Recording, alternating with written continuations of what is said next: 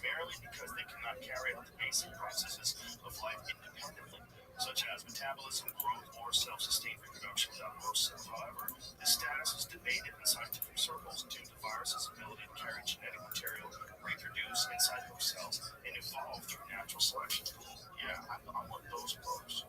It's a life form. It's a weird life form. And here's the crazy thing. If you think about it that way, then you gotta think about gain of function research. Gain of function research is like taking a grizzly bear and go, that grizzly bear should be on roids. And you take a grizzly bear and you jack him up on a trend, and you give him testosterone or cocaine, and then let him loose in the woods. That's what gain of function research is. And our government was funding that. They were funding making more evil life forms, and that's where COVID-19 came from. It came from our tax dollars that goes off to this lab where they're working on making a life form more vicious to me. It's a fucking weapon. That's what I think. But then they just use it against us? Well, I think it got out. I don't think they tried to use it against us. That's what I think. But I think that they 100% are developing these things to dump them on other countries. That's a fact. They've always done that. But why? They've done tons of research that show that the United States has been involved in stuff like that forever. There was actually bioweapons labs that were in Ukraine when the war broke out that the United States was somehow involved with. Put that in there.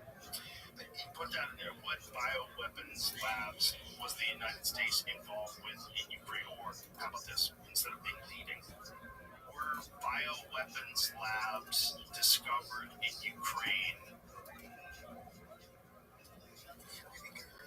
Let's put that in first and see what it says. And then I'm going to ask, were they funded by the United States? Can I say it? No bioweapons labs have been discovered in Ukraine, according to the United Nations, the U.S., Ukraine, and multiple independent experts. The allegations made by Russia and echoed by some Chinese officials involve claims that U.S.-funded laboratories involved in military biological activity were operating in Ukraine, but these claims have consistently been denied and refuted by international authorities. That doesn't mean anything. Independent investigations and statements by the UN disarmament chief confirmed there's no evidence of a biological weapons program in Ukraine. Yeah. Okay. Are there any stories online about bioweapons labs discovered in Ukraine? The allegations made by but we don't know that that's true. So here's the thing: if the United States is running or funding bioweapons labs in Ukraine, and it doesn't become a national news item, you think they're going to come up and say, "You're right, we did it"? No, they're not. But if you're gonna fund bioweapons research in China and a lot of other places, are there stories about the discovery? Let's see what it says here. Stories about the alleged discovery of bioweapons labs in Ukraine have circulated widely, primarily promoted by Russian officials and state media. But these claims have not been substantiated by independent sources or international organizations, nor could they be. Like, what are you going to do? You're going to get in there and fucking rat everybody out in the middle of the war? It's going to kill you. Like, yeah, they wouldn't let that out. Chinese foreign ministry and various conspiracy theorists have also amplified these stories, including claims of 26 biolabs and illegal research discovered by Russian forces. I would hate to work at one of those places. Right. Okay, here's the problem here, right here. International news organizations and independent scientists, including the BBC and experts at King's College London, have reviewed the alleged evidence and found it lacking, noting that the pathogens and documents cited by Russia are consistent with public health research, not weapons development. Okay, public health research is one of the ways that they do weapons development. They do it under the guise of public health research. That's the whole original premise of gain of function research. We're doing this so that we can figure out how to heal people, and if these diseases do come our way, we know more about them because we've been researching them. Like, okay, so the problem with the BBC saying it, we just found out the BBC's full of shit. That whole thing with Trump, where they took a speech and they edited it and put a part that's more than 50 minutes later in the sentence to end the sentence, like they completely changed what he had to say. The head of BBC had to resign. This is a giant scam. So I don't trust that. But I don't know who's telling the truth or who's not, because if I was Russia and I had invaded Ukraine, I would also say we found bioweapons labs. Maybe there weren't any. Maybe it is a lie. What's the same with like the weapons? Imagine it's just so hard to know what's real. At our level of just like being a consumer. So you can find online a story, so we can pick apart the story that says bioweapons labs. Look at this athleticism.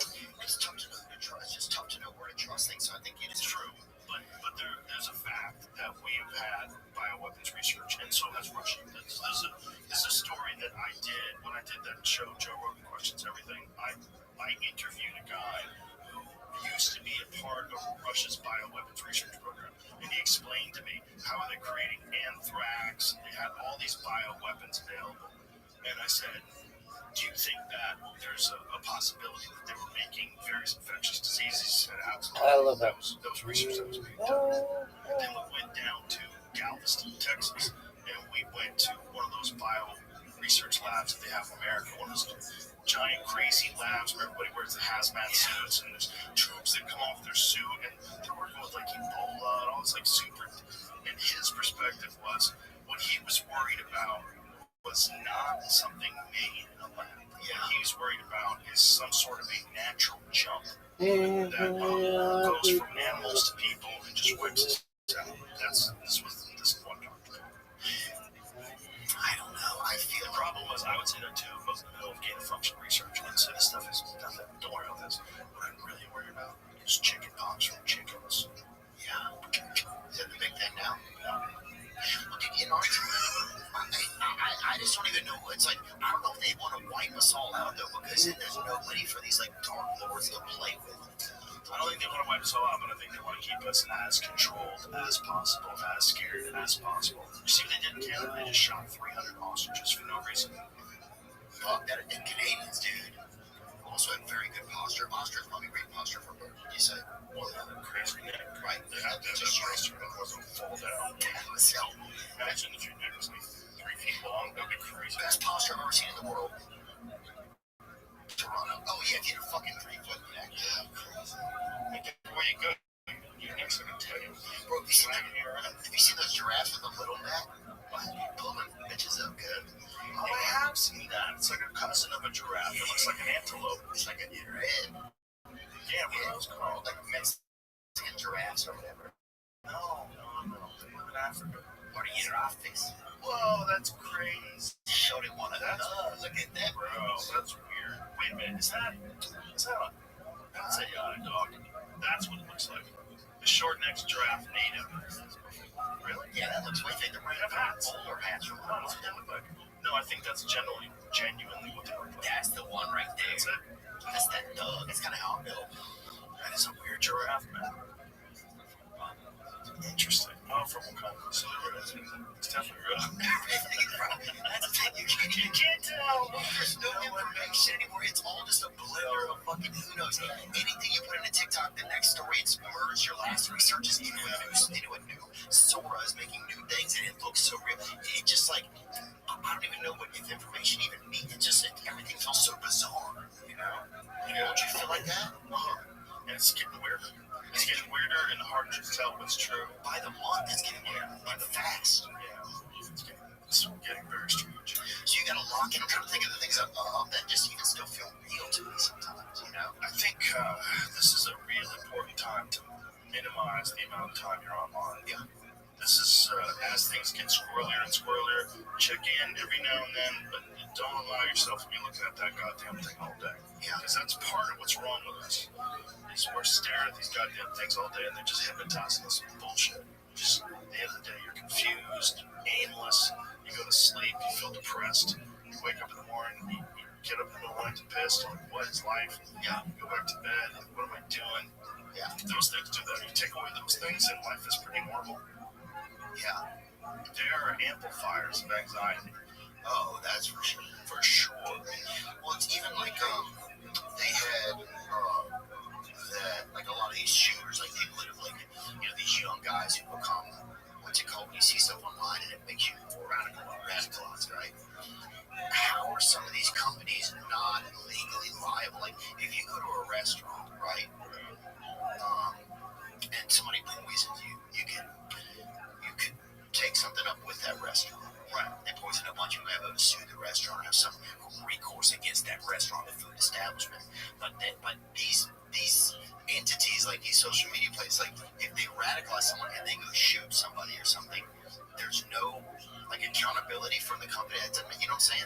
he's not radicalizing people. I think it's a real danger what you're saying, because you know what you're saying is you're opening the door to censorship.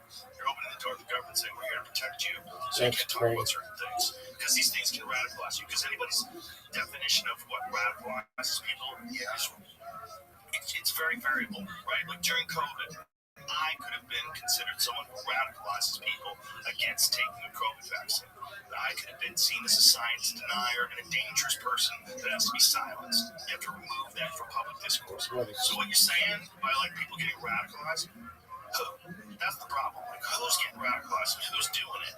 And what is the real reason why you're getting radicalized? Okay, because you don't know who the fuck you are. So you can be getting radicalized for the better or for the worse, too. For sure. So you're just really getting educated. Like there's people that get radicalized towards radical ideas of fitness and will and discipline. That's a good point.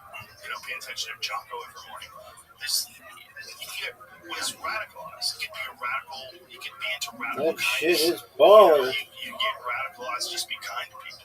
They Ariana Grande, no one gives a shit. What are you talking about? And who's doing it? So why would the social media platform be in trouble for doing I know I don't. nothing other than giving people I'm fairly certain no one else does either. That's why it gets so the algorithm is what I mean. Is the algorithm, isn't there some liability to an algorithm? But here's the problem: the algorithm amplifies what you like.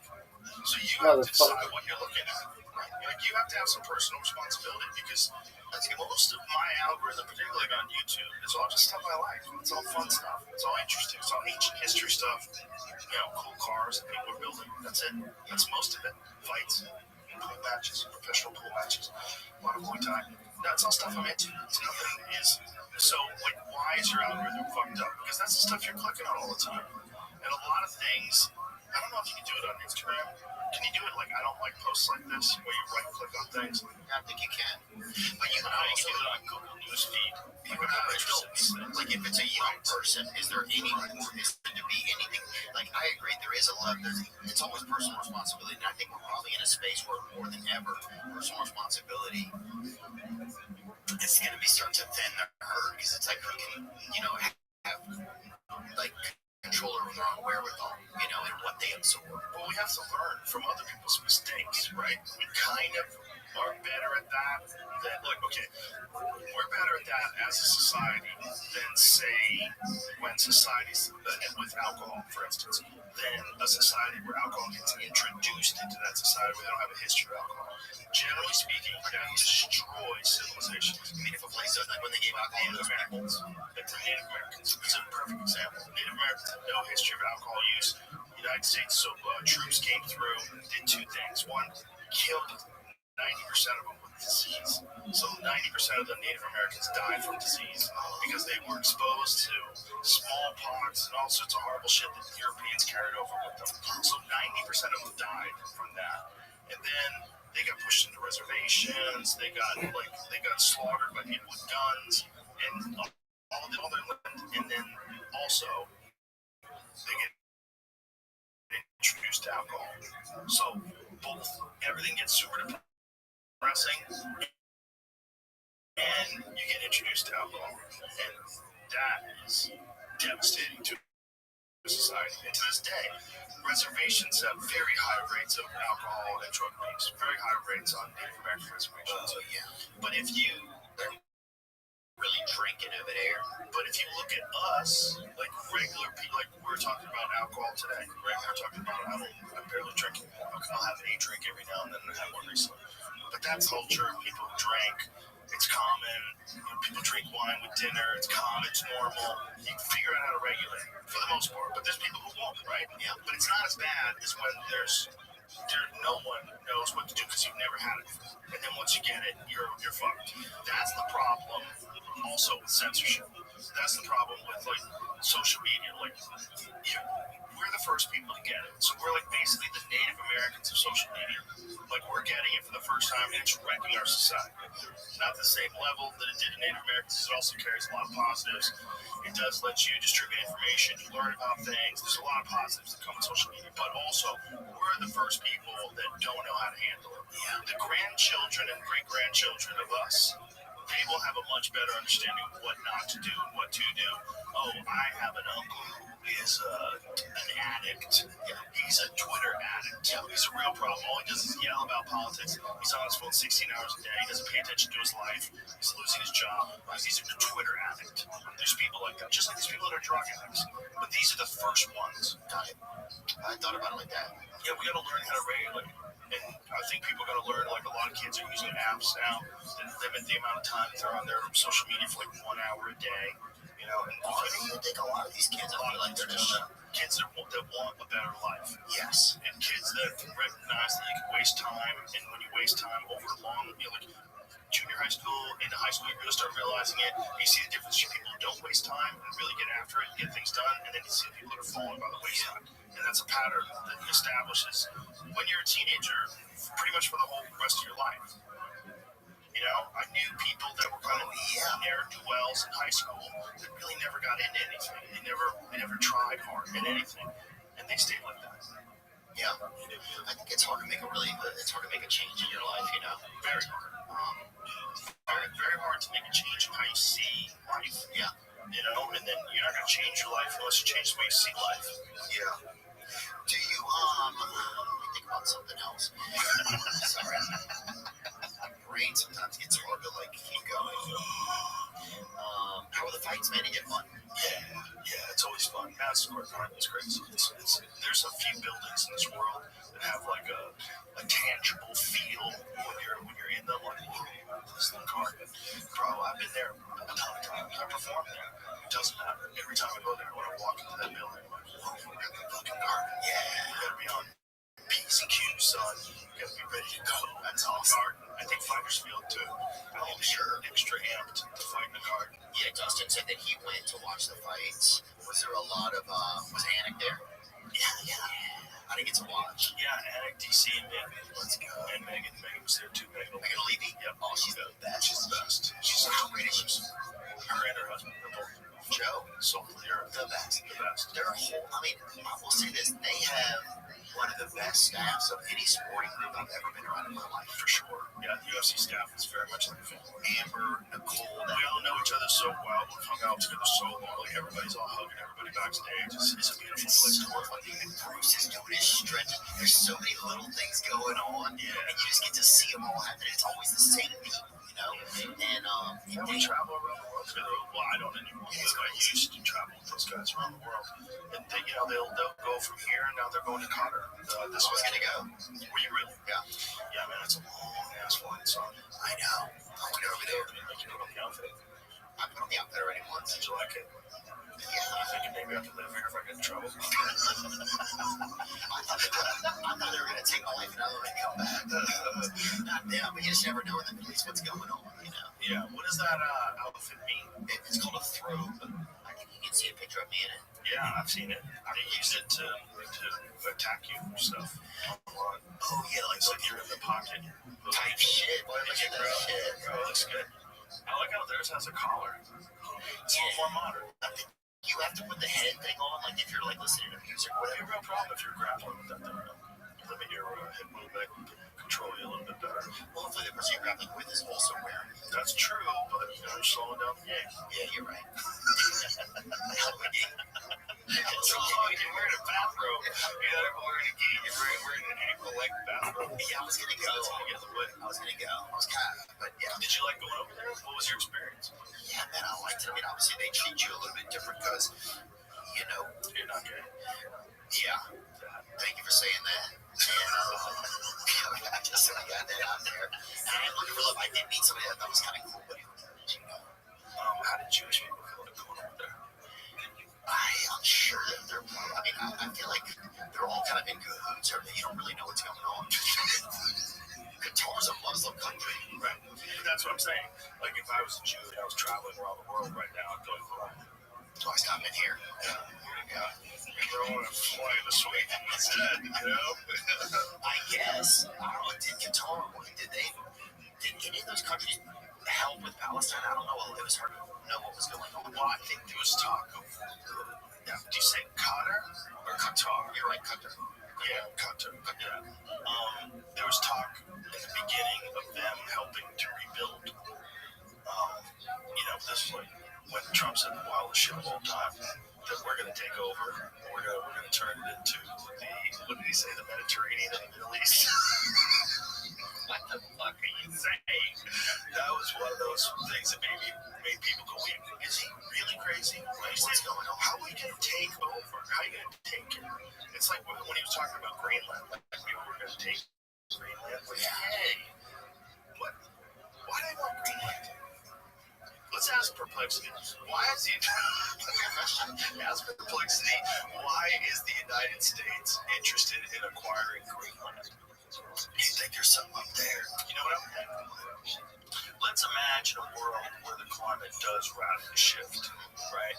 And by the way, I think human beings play a part of it. I've had a lot of these conversations with people. And I saw a video that was criticizing something today, saying how, talking about how much money there is in climate change and pushing the climate change narrative. And then that didn't compare to the amount of money that's in the fossil fuel, promoting fossil fuels. That is 100% true. But it doesn't discount the fact that there's a shit ton of money to be made from green energy. That's why they're promoting it. You really can't stop fossil fuel. That's the inside wink. Everything is made with oil. Everything. Your pharmaceuticals, all of your electronics, plastics, tires, everything is made when you ain't stopping oil. However, this idea of reducing carbon footprint, there 100% is money in there. And there's money in the whole green energy narrative. There's money. This is why Bill Gates recently abandoned saying he totally backtracked on what he was saying about climate change. Yeah, he totally backtracked on it because people were starting to investigate and looking at why are you saying this? Are you making money off of this? Do you have like certain stocks that would rise and where you'd make an extraordinary amount of money if you promoted these certain narratives publicly? Yeah, that's part of what's going on. However, there was giant solar activity this week. And this is what I'm talking about. In Greenland? Yes. No, in America. Giant solar activity where people were seeing the northern lights in Texas. Yes. In fucking Texas.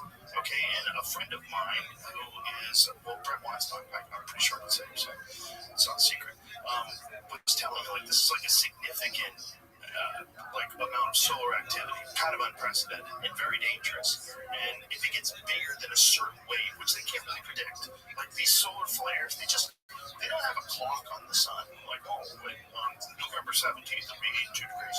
It does whatever the fuck it wants. And sometimes it does mass injections, man. And these huge bursts, these huge bursts can wipe out satellites, wipe out telecommunication, wipe it out, and change the fucking temperature of the Earth. Go back to that shit going on. Go back to the Greenland thing, please. United States is interested in acquiring Greenland for a combination of strategic, economic, and security reasons. Greenland's geographic location makes it a critical asset for U.S. defense, especially for monitoring activities in the Arctic and North Atlantic, as well as for tracking potential Russian military movements and securing early warning capabilities for missile threats. That makes sense. You know what also makes sense? If it gets green, because the Earth temperature changes. Because you're investing ahead of time. Greenland maybe used to be green. You know what I'm saying? Yeah, I mean, I would bet at some point it did. I think they discovered Greenland, like, officially in, like, I want to say the 1800s. They listed Greenland as a continent, but there's maps of Greenland, like detailed maps of Greenland from, like, the 1500s. Do you think that it's controlled, or they can start to thaw out whoever owns it? It's not controllable.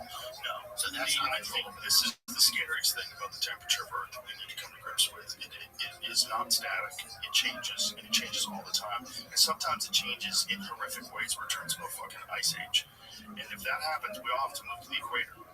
That's what happens. That's what happens in human history. That's why you see these, like, super advanced civilizations that came out of South America. Like, well, they were probably the only people that were able to live, like, normally during the Ice Age. During the Ice Age, like, if you're in North America, you're a fucking caveman. You're covered in animal furs. You're trudging through the snow. You're hiding. Things are hunting you. If you're living in the Amazon jungle during that same time, man, you're probably in, like, look at the Aztecs. The Aztecs were the Aztecs overall. Here's the thing with the Aztec ruins is what I was going to get to. They found them that way. The Aztecs that lived there, they didn't build them. They found them that way. They uncovered them in the jungle. The ruins. They're part of a civilization that's even older than them. So the Aztecs found them. Like, they didn't build it. They built something, right? But they found those things there. So their great ancestors were probably the ones who built it initially. And if you think about the Ice Age, if there's any advanced civilization, it's going to be the places that are frozen. And all of North America, half of North America was under at least a mile of ice. Well, let me think about it. Half of North America was under at least 1 mile of ice. Yeah, it's flat in like a lot of Wisconsin. Wisconsin has areas called the driftless areas, and that's the areas where these giant glaciers didn't just plow over the earth. So they have hills and mountains and shit. Everything else is just flat. That flat shit, that's from 2 miles of motherfucking ice just erasing anything that was there before. A bulldozer. So if there was a civilization that lived on Earth up there 20,000 years ago, bitch, you ain't finding nothing. You ain't finding nothing. We ain't getting shit. They're all down in South America. That's what I think. That's why that happened. That's why they had such advanced civilization and so many artifacts and stuff, because that's where it's possible. All kinds of weird shit that they don't understand. So these cities that were in the Amazon jungle that they're discovering now. What happens? Say it starts to things are it starts to devolve even more. What happens? Where do we meet up? I know we've talked about this before. I think we said Denver or whatever. But I think Denver's lost. I think Denver's lost. They just started bringing wolves back to Denver. Dumbass. Well, I wouldn't mind a wolf or two, but I'm just saying, what do we do, man? That's what I'm saying. Like, if it gets weird, we have to have some plan. It's already getting weird, right? It's getting real. Yeah. It's getting weird, and but the reality, what I was getting to is you can't control the Earth's temperature. You can't control the Earth's future because there's a bunch of factors. Even if you say, okay, let's all agree on something first. Let's agree that human beings have a detrimental effect on Earth. We can all agree on that. Let's agree that human beings overfish the ocean. Let's all agree on that. Let's all agree that we pollute the air, we pollute the oceans, we pollute the rivers. All that's terrible. All that should be fixed. Let's all agree on that. Once we agree on that, that's not the greatest threat to human life. The greatest threat to human life is asteroid impacts. Well, nuclear war for sure if we do that to each other. That's number one. But after that, it's asteroid impacts. And asteroid impacts, you can't do a fucking thing about them. You can do something. No, they're not ready yet. They can't do anything yet. You couldn't do something. You could hide behind something. You could It's so You cute. could do something. No. You could wear something. You could wear something. That is so cute. That E3I Atlas, that one that just passed through, it's the size of Manhattan. It's made out of metal.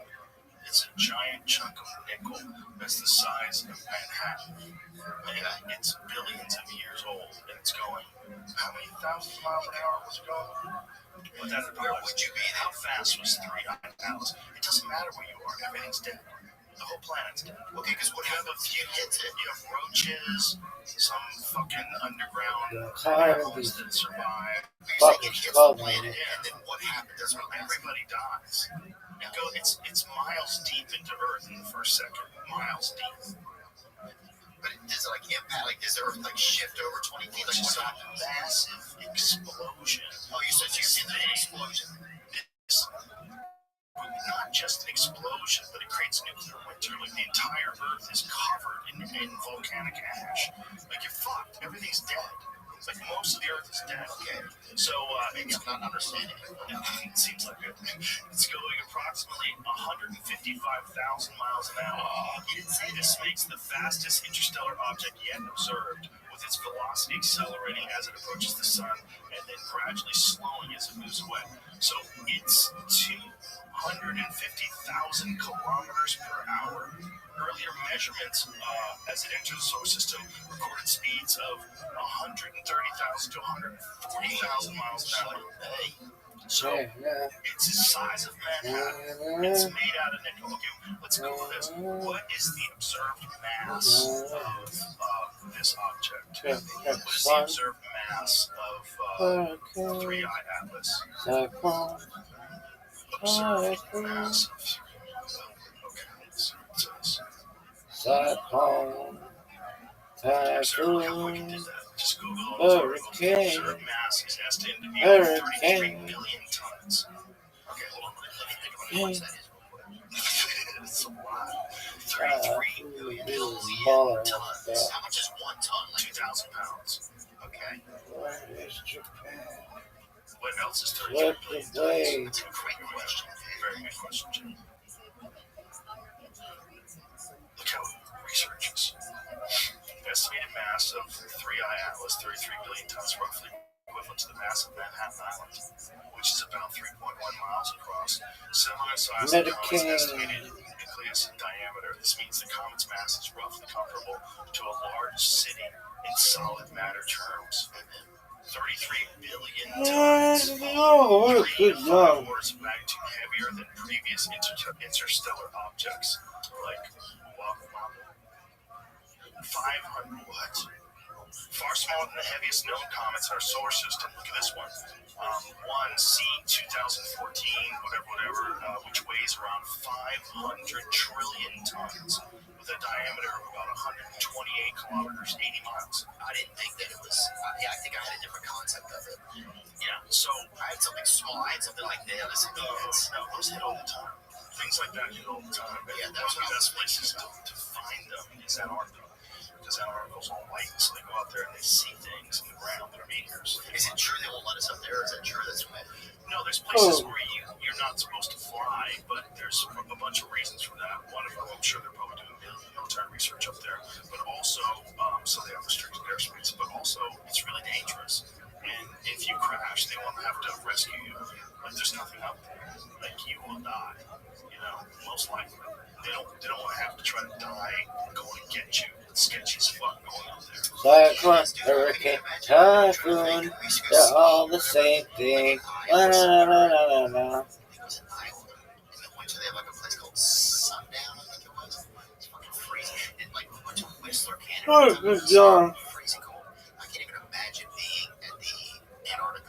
How cold does it get? Oh, it's cold as fuck.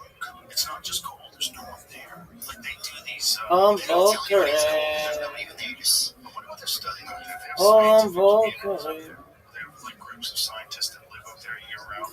I'm Volker. Like a bear. Do they get to bring their wives and children? I'm Volker. I'm Volker. Like a bear. Ever saw that movie? Kirk Douglas. I mean, not Kirk Douglas. Michael Douglas. God damn it. Kurt Russell. Kurt Russell. Oh, what a good job. Great. Dude, the movie's incredible.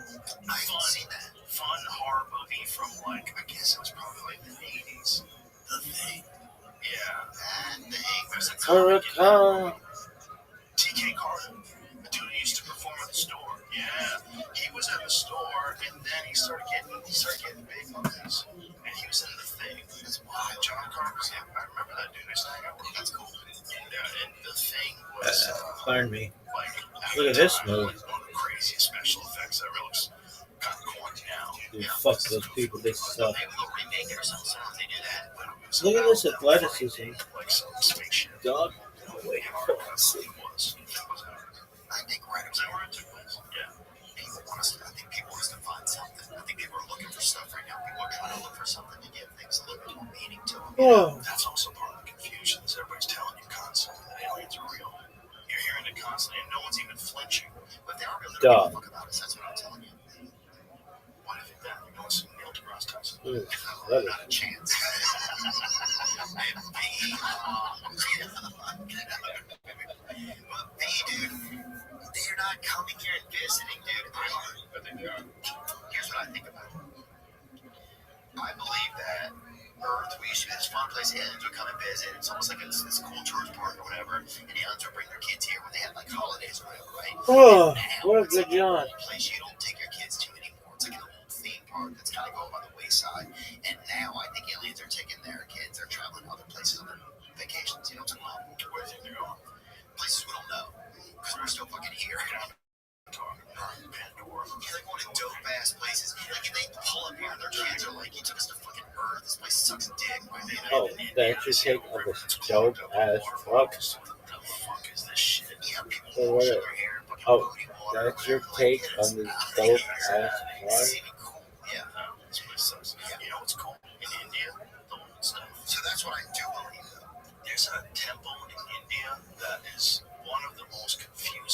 since I've ever seen where people describe its mass and like how it's made. It was carved out of a mountain. The whole temple was entirely carved out of a mountain. It wasn't built. They removed the mountain and created this insane, like very symmetrical, incredibly intricate temple that doesn't show any chisel marks on it. It's like hundreds of millions of tons of rocks have been removed. That thing. Bro, have you ever seen that? What is I going on? watched a whole YouTube documentary on it last night. What is it called again? Kalisa Temple. Dude, it's fucking bananas. It says 6,000 years ago. It's chiseled out of rock. Yeah, I thought it was like much more recent. Yeah, it's like they think it's 2,000 years old, right? Is that what they think it is? How old is it? Okay, 756 to 777 current era. So that's like the year 773. So it's even less than 2,000 years old. Yeah. So they think, I don't know how they know this, but whatever they know, whoever fucking made it, whoever 2,000 years ago made this fucking house. See if you can, Jamie, see if you can find a video on it where they can describe it or they go through it. Dude, it's nuts. The video I was watching last night on YouTube, my jaw was open. I was like, this is crazy. It's so detailed. And when you think about just the sheer effort of making this, and if one person fucks this up, this whole project's ruined. Because you're not building it. You're carving it out of the mountain. You can't recarve. And they did it perfectly. It's nuts, man. It's really, truly nuts. You got to plan ahead with that. Yeah, you think? Yeah, but how did they do it so well? I mean, how is it so beautiful? How is it so symmetrical? How did they? Who fucking asked for this to be built? How long did it take? This is nuts, man. Fuck. This whole thing it's so impressive. It's so impressive. Almost more impressive than some of the stuff from ancient Egypt. Because it's all one piece of stone. The whole thing. Whoever these people were, man, I believe. I wish they wrote books. I wish they wrote books on how they did this. And if they have the books, let them out. Look at these pillars, man. Look at this whole thing. It's all carved out of the mountain. It's bananas. Like, it's so special. That's nice. But I mean, I'm barely grasping it. I'm trying to put myself in the position of someone who's there physically. Yeah, it's where I'm sure I would be blown away. I'm sure you don't have enough time in a month to really go over this place and really get a feel for it. Because it's so insane. Someone was able to do that long ago. Well, the people used to have to, like, I think the amount of time and attention you would put in the camp, a lot of other things taking your attention. Also, I think things have happened, and we forgot about those things. And I think things like asteroid impacts, things like super volcanoes, these ice ages, things have happened and destroyed civilization, and we've forgotten a lot of it, and we're relearning it. We're refiguring it out now. That's what I think. That's how you find stuff like that. Like that one doesn't even make sense. Like, and also, if you make that, who just left it there? Why'd you guys move? Where'd you go? Where'd you go where you just left this there? That's nuts. Yeah, I'm trying to think of wild. That's the Aztecs, too. There's a bunch of these structures that people just left, or they all got diseases. Or wiped out. Yeah, I'm sure they probably got wiped out, because even if it's everybody leaves, and if there's a nice place, right, everybody leaves, some people would say, like, no, we're just going to stay. They got wiped out. That's how they're not there. That's something would happen. Probably, like you're saying, by weather or something big, you know? Maybe weather, but I think a lot of it is people traveling with a new disease. I think that killed people in giant chunks all throughout history. That's what they think happened to the Mayans. That's what also they think happened to the people that lived in the Amazon. These, like the City of Z, the Lost City of Z. You ever seen that movie? Yeah, with George Percy Richards. Is that what the guy's name was? Percy Fawcett. So Percy Fawcett was this explorer that went down there. And so what happened was a group of people had said they went down to the Amazon and they found these golden cities, these spectacular civilizations. And they went back to Europe and told everybody. And then 100 years later, they returned to try to find these things. At least 100. It might have been longer, right? All the shit was gone. Everything was gone. Because those first guys brought over the cooties. They brought over diseases. And they killed everybody. And they didn't even. How are they spreading the diseases that just being around them? Like, we Europeans, I should say, And nobody noticed that they had something wrong with them? they were used to it, man. They were used to being sick. They were used to those diseases. You know, they had developed immunity But it over generations. if you show up with mild for the disease, right, at a certain, like, I'm going to maybe see that something could be wrong with you, or you think it's just hidden in your path. They probably had no fear of it. They probably had no fear of it because they'd never encountered it before. But, you know, they do believe it's possible that the Native Americans gave the Europeans syphilis. Yeah, type shift. Yeah, That's it. I said type shit. That's what kids say sometimes. yeah, well, my daughter doesn't want to swear. She says type shift. She does. Oh, I know. How are your daughters doing? Good, right? They're awesome. My youngest one loves you. I miss getting that. Did they go to the fight too? No, they're gonna go to a future one that I'll let you know. Okay, That's awesome. That was you said so fun. They're fun. They're so funny. It's just been funny because I just see them incrementally over the years to get to see them grow up and just like, I was just thinking, when did we do our first podcast together? Do you remember? I don't know. It was like 10 years ago. No way. 8. Okay. It's been a while. Yeah, man, I can't believe that we've been. And back then, It's all been going on this long. I would have never imagined that you would go down this road and be really good at it, man. Like, you're real sincere with people. You ask real good questions. You know, you're very present. You know, like you're funny, but you're also trying to really understand what they're saying. That's a delicate balance, you know. But be silly, be funny, but also like pay respect to whatever they're trying to say. Try to figure out where they're coming from. You know. Yeah.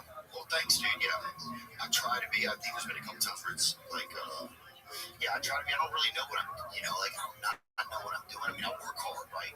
Like, You figure it out as you go along. Right? yeah, and I'm still kind of figuring it out. You know, I don't know sometimes like what like my purpose is in it, or You don't have to.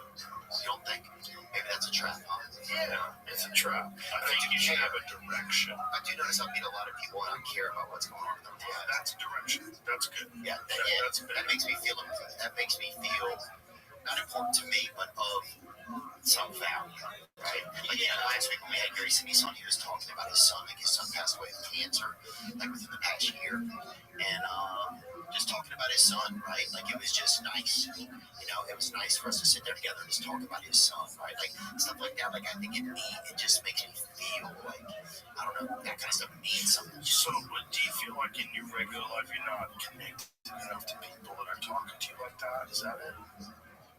And that's kind of interesting. I think I do sometimes have a problem with connection sometimes, you know. So you somehow or another can be more connected publicly than you can privately. Is that so weird you say that? I've thought about that before. Well, I thought about that because of my friendship with you. Because, like, sometimes you tell me things on air that you don't tell me things in private. And sometimes in private, you know, look, I love you very much. And I was trying to reach out because the last thing you want is a friend that maybe is going through some shit, not doing well, and maybe you could have reached out and you didn't. Yeah, for sure. That feeling, it's a terrible feeling. Yeah. You know, that you could have helped your friend and you didn't help your friend. You know, but you have a hard time expressing yourself in person sometimes. You know, like sometimes I'll be asking, like, tell me what's up. Tell me what's bothering you. You know, tell me, like, how do you feel? What you do? And there's like a thing where it's almost like a blockade where you'd rather just like ignore it. You know what I mean? Yeah. But then when you're talking publicly, you like to address everything, which I find very interesting. It's like you almost feel more comfortable exposing various parts of things that you don't like about life or your life or what's bothering you about life. Publicly, you're better at doing that than you are privately with your friends. I think there's this thing inside me sometimes that I feel like people don't trust me one-on-one. They don't trust you.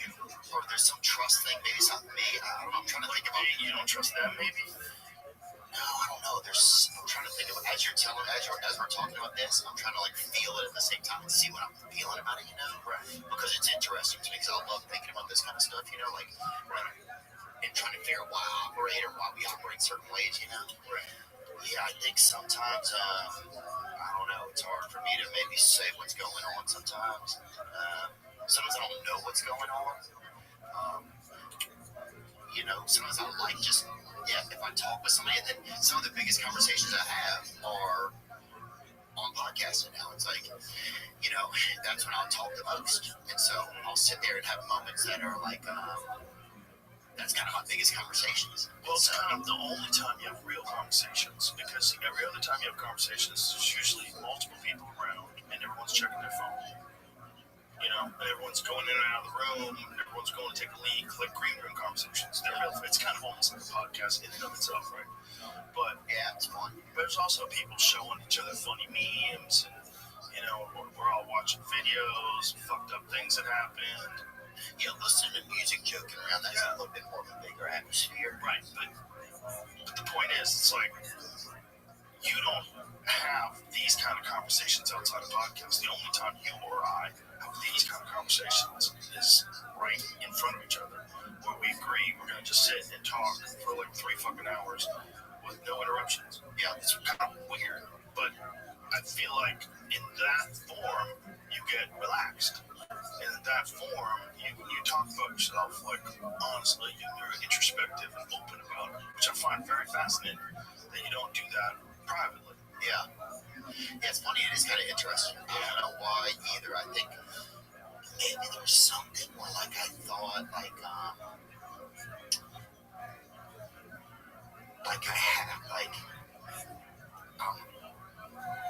have to.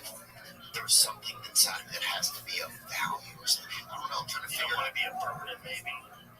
You don't want to annoy people talking about your process. Here's the thing: like, when you start talking about like having issues in life, I was shocked, because I thought about all the times that I'm with you. Like, this feels always the life of the party. We're always having fun. I don't get it. But yeah, how can me possibly be not doing well? That don't even make sense to me. Like, everybody loves them. It's so fun to be around. Like, why would you not feel good? That don't make sense. So then I had to listen to you talk like in podcasts, and I was like, oh, okay. Well, there's some ways that he talks publicly that you don't necessarily talk a lot privately. So like, your friends sometimes don't even know if things aren't going so well. Well, I think for some reason, whenever I started podcasting, I started to kind of have a conversation with myself for like sometimes the first time in my life, maybe, where I was like having like some dialogue with myself, Because you do a lot of them solo too, right? Yeah, probably the first 100 or something were solo or something, pretty much. And so I think then you're forcing yourself to do a totally new thing, which is to not just like go on momentum, but to actually think about something for like at least an hour, where you're talking, just thinking about stuff. Yeah, that was probably the most fun I ever had in some ways, I think. And also it was like a learning. And then now, like, people can call in our show, the League Voicemails, so someone will listen to those and talk about that kind of stuff. And that's something I want to get more into, because that's something that I like to care about, But yeah, I don't know. I don't know why some ways are easier for me than others. I have thought about that before, though. Yeah.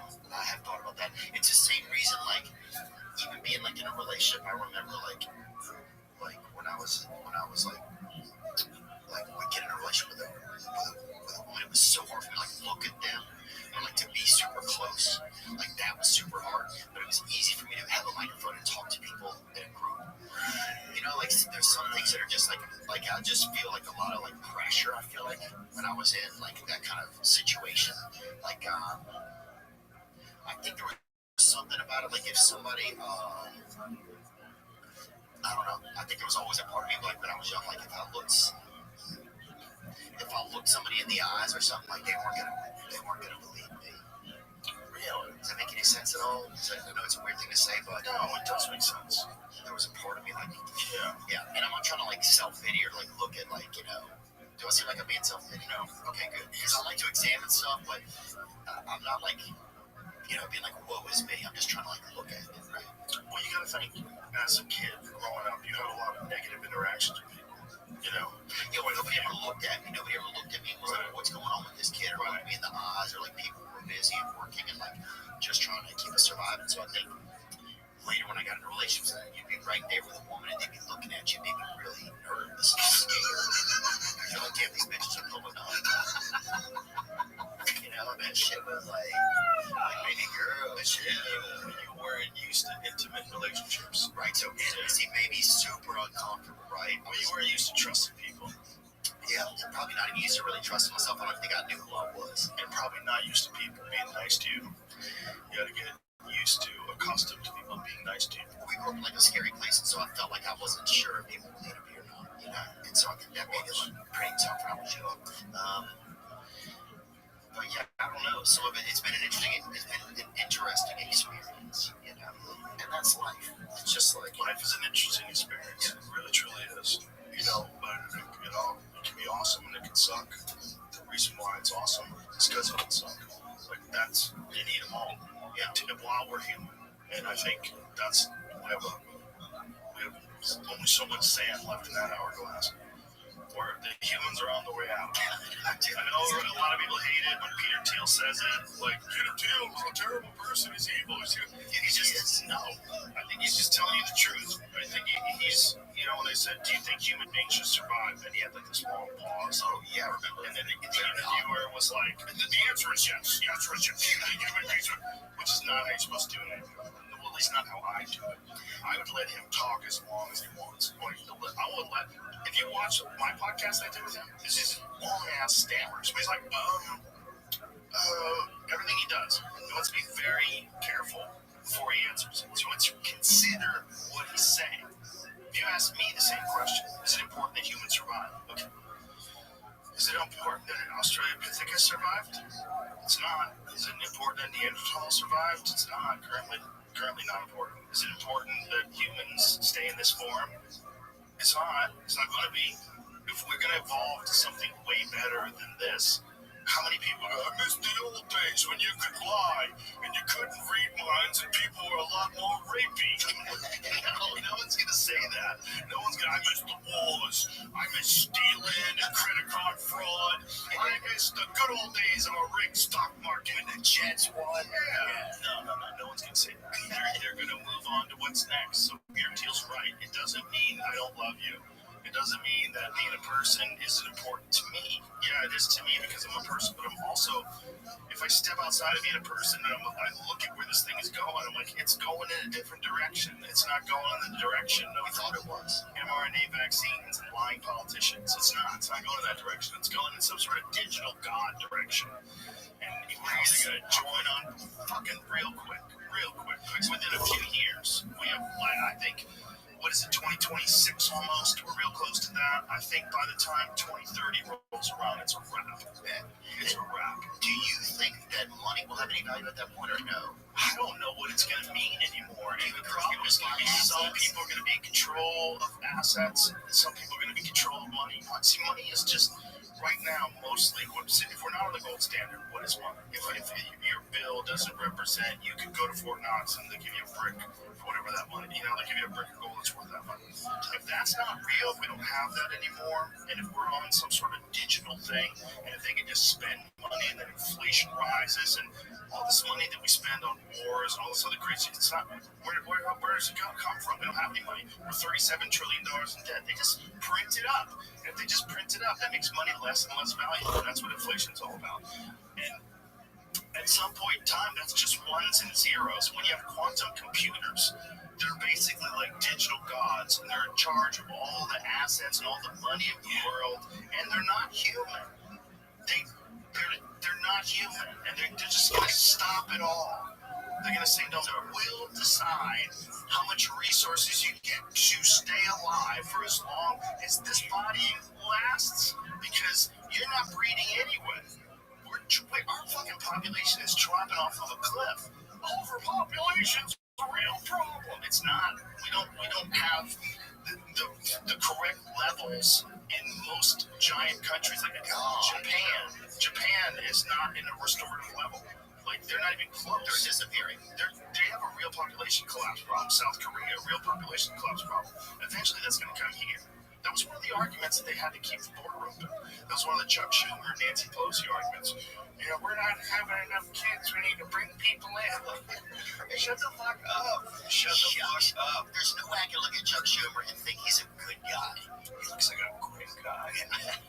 If you asked a baby who'd been here one day, pick a bad guy out of Bro, did you ever see the video when it's fucking dark out there, man? That's why we just gotta love each other and do the best we can.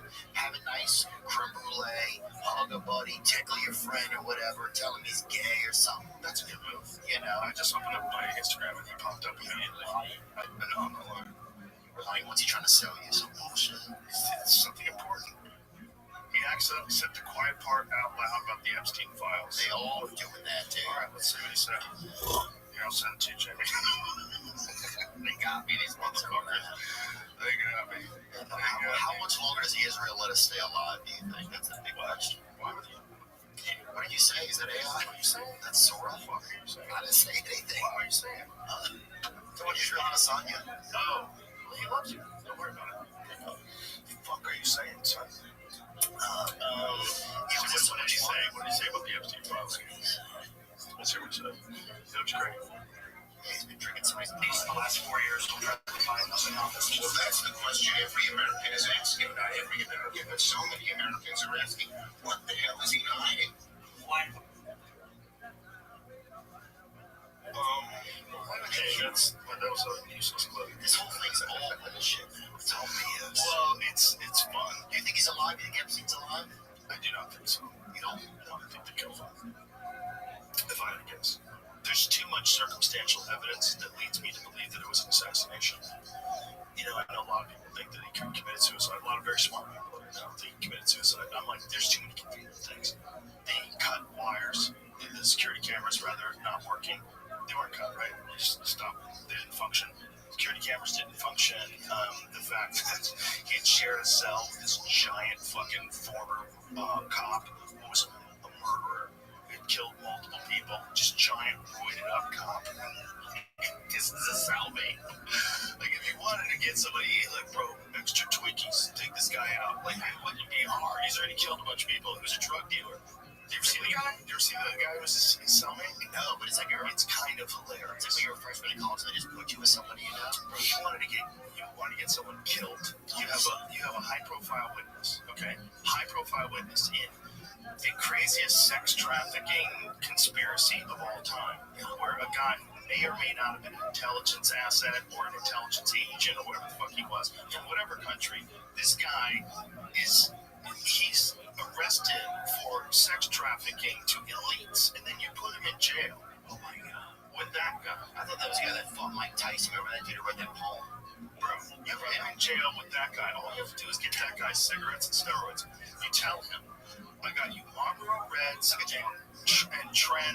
I got you testosterone replacement for life, even though you're going to still be in jail. I got you some Marlboro fucking Format. Dude, he was found guilty of killing Format, and they put him in a cell with Epstein. The size of that fucking savage. Giant fucking muscle-bound, steroided up dude. And they put him in a cell with Epstein, and Epstein got strangled. Epstein might have been not Sherlock Holmes. But I think there might be a connection there. Epstein was probably trying to slurp him. I bet that dude was such a pervert, dude. Well, if he didn't kill him, then somebody killed him. I bet he was such a I think someone killed him. Retired Westchester cop charged with killing Ford and cocaine deal after bodies dug up on his property. Bro, he buried them in his backyard. Yeah, That's a crazy motherfucker. oh, that's a good gardener, dude. That guy's fucking composting. What are you talking about? It's true. It's a better way to deal with they're already dead. And then do let them go to waste and bring them back to Mother Earth. Those are leftovers. That guy's Italian, dude. They love leftovers. How deep do you think he dug it? I bet he was pretty lazy. That guy's pretty jacked. I don't know. I bet he got tired though. They don't have good cardio. You're right. There's a lot of cardio involved. 2 feet. How many bodies? 4 bodies? Bro, 4 bodies is 4 6-foot graves. Do you think he did a mass grave all on top of each other, or do you think it was respectful and made for individual holes? I bet it was more like, when you open up a box of chocolates like that, kind of. I don't think it was like tea service. You know what I'm saying? It was like, Yeah. or a 4-pack of cannolis Right there. Yeah. Right. Take the lid off. You see feet. Just a dusting of infection and sugar on them. Cocaine deal went bad. Fuck, but wait it up, cop. But imagine, That's horrible. but imagine you are the most high-profile person being charged. They put him in there on purpose with that guy. 100. How could they not? They did. How would you not like? What? If you were worried about the guy, if you worried about the guy dying, why would you put him in the room? Lock him in a bedroom, a tiny little bedroom, with a roided up murderer. Just stop and think about that. You're in a room smaller than this fucking studio that you and I are in right now, with a roided up murderer. You sleeping with that guy, and you wind up getting strangled. How would you sleep? Say you have to go to jail, right? I wouldn't sleep. I know, but I'm just saying, if you had to go to jail, right? You're in jail for something that you've done or didn't do. Doesn't matter. Right? How do you sleep at night? There's a big dude in there. You sleep with your mouth open, so he doesn't have to force it out. Sleep like that. You're crazy. Do you sleep with your butt against the wall or away from the wall? That's a good question. You sleep with your back or your... Depends on what kind of pervert this dude is. He might be one of those dick sucker guys who just wants to suck your dick while he jacks off. You know, then you'd want to sleep with your ass to him. Like, jerk over, so let's suck your dick. Like, no, I'm trying to sleep. Hey, I told you I'm trying to sleep. Or it's crazy, and then you find out that prisons are private too. What? There's a business in having jails, so then you find out that prison guard unions are also responsible for keeping marijuana illegal. They get involved in it too, prison guard unions, because they want to keep the work coming.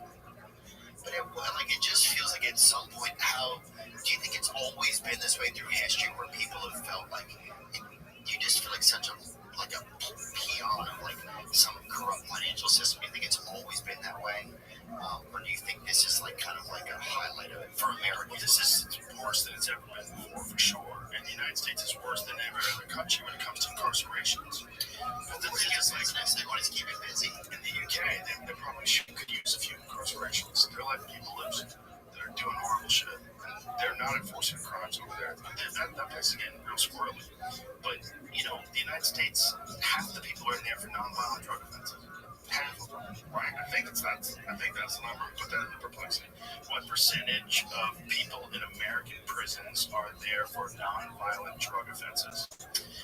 I think it's like half. So it's basically, you know, it's a byproduct of prohibition that's led to millions of incarcerations where people are locked down for the rest of their fucking life. I would hate that shit, because somebody wants something and you don't think they should be able to have it, so you will arrest people, sell it to them, and you will lock them all up for possessing it. If 43% of federal prisoners in the United States are serving time for drug offenses, which are predominantly nonviolent.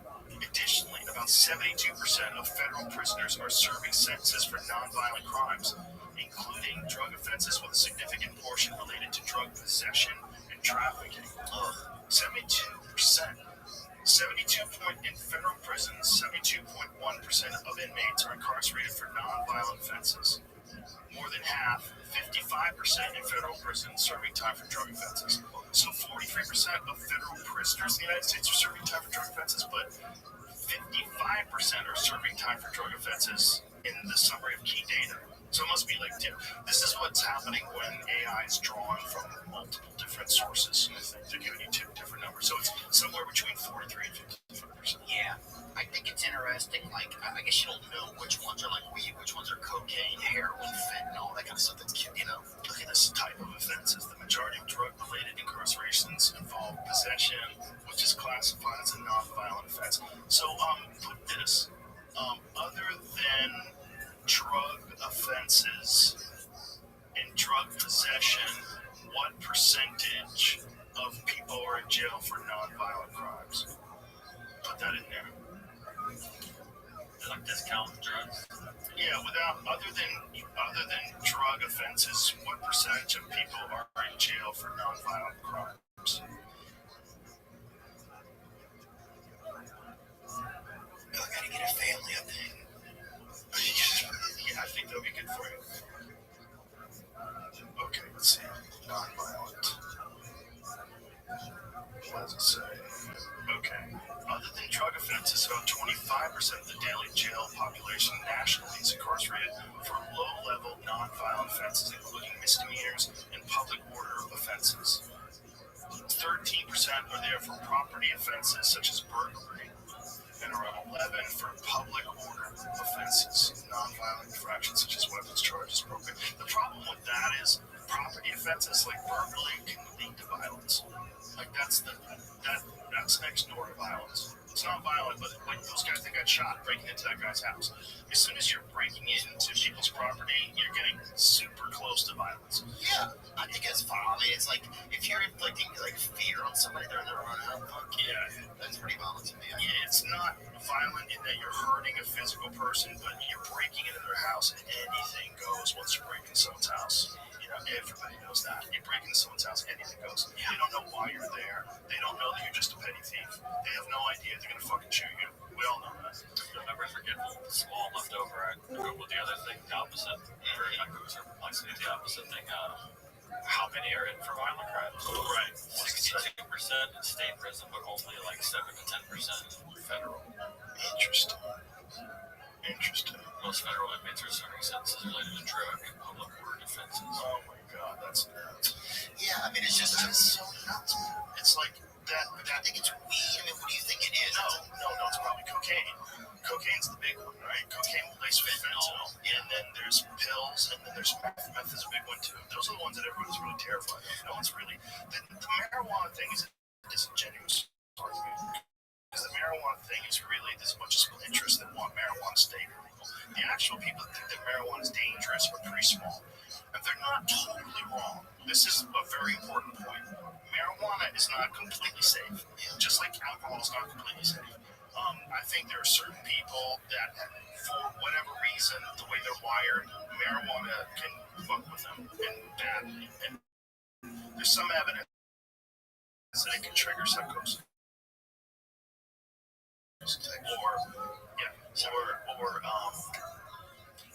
Just some sort of a psychotic break. There's kid powder or crack cocaine offenses. Go ahead.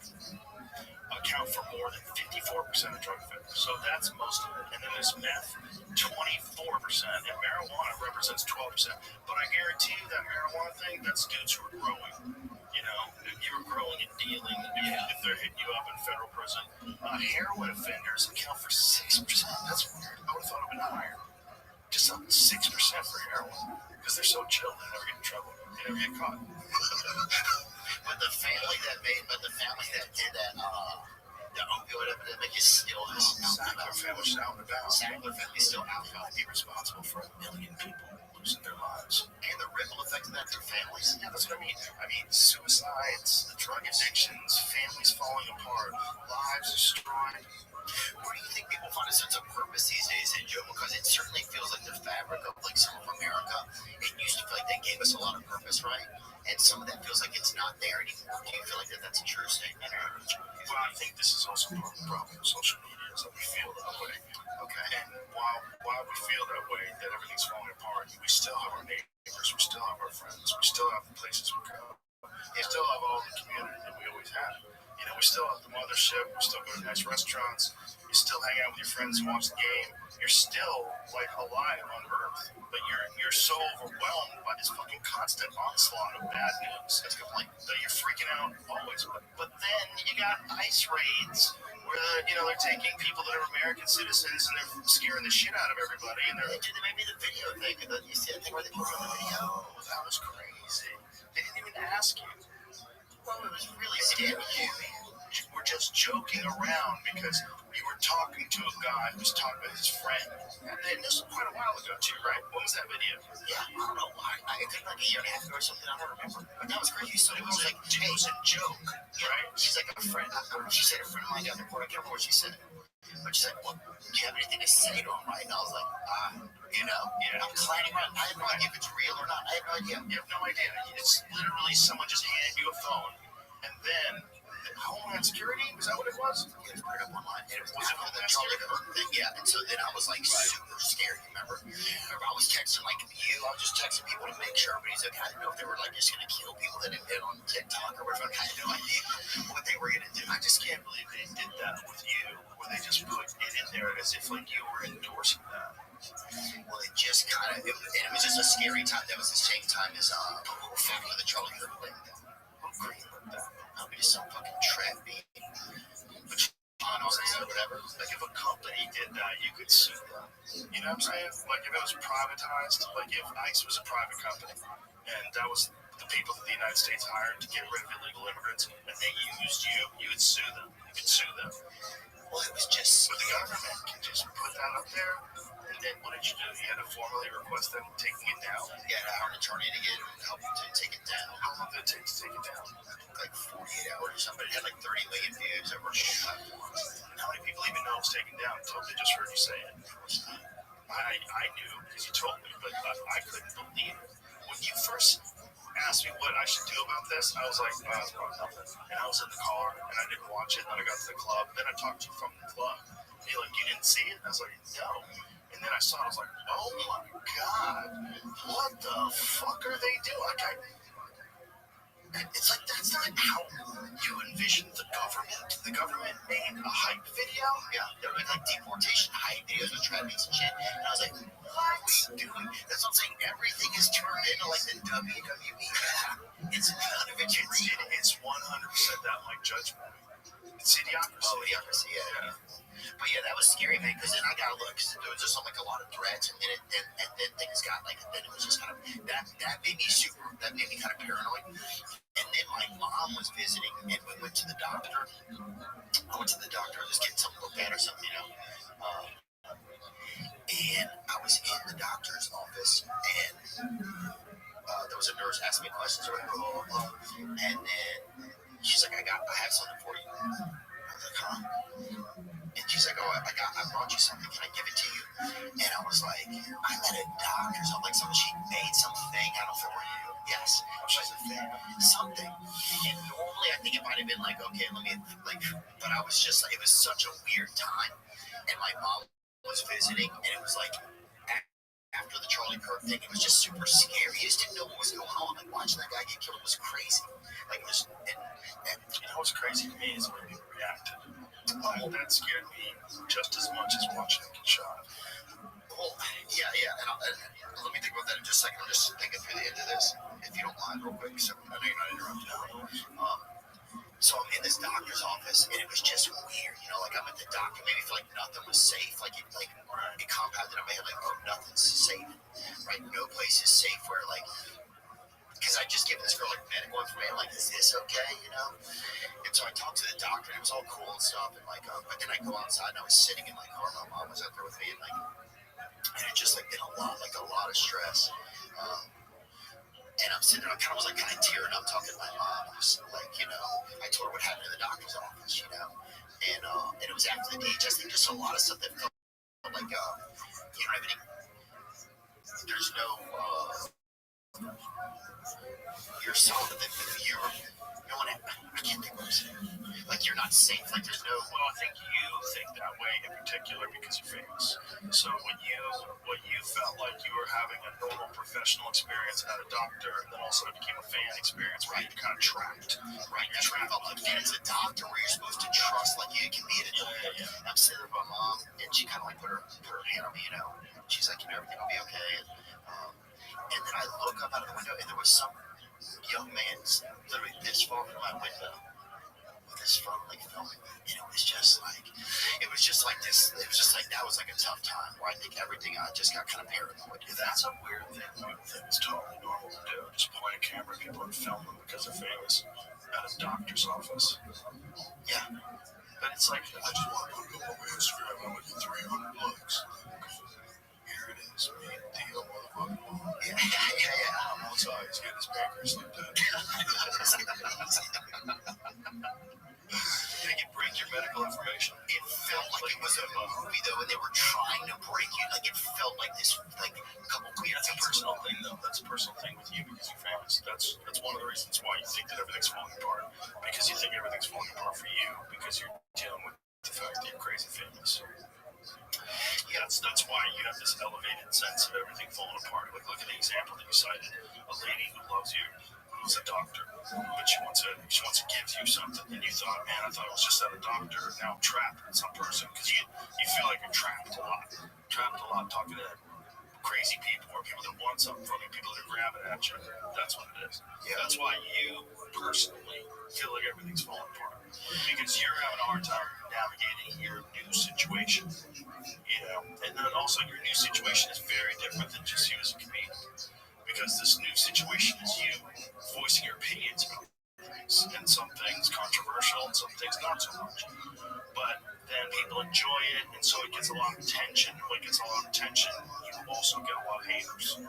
You're going to get a lot of jealous people. You're going to get a lot of people that just disagree with your choices and guests. You got a lot of people that think that what you're doing is dangerous. There's a lot of really idiotic opinions that people attach to you that don't make any sense, but they're still out there. And so you're dealing with that too. And that's a new thing that you're dealing with that you never dealt with before.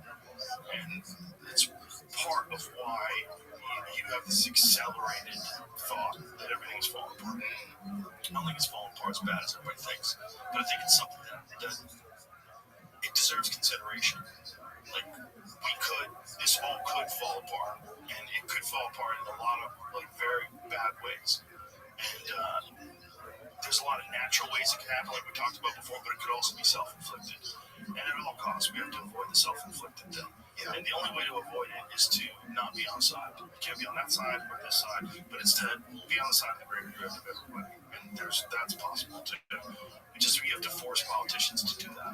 But is that going to happen with politicians? If you look at Eric Adams this morning, he just did there, whatever that thing was. He praised, thanked said he served Israel the best he could. It's like, I don't know if you feel like I wanted to check.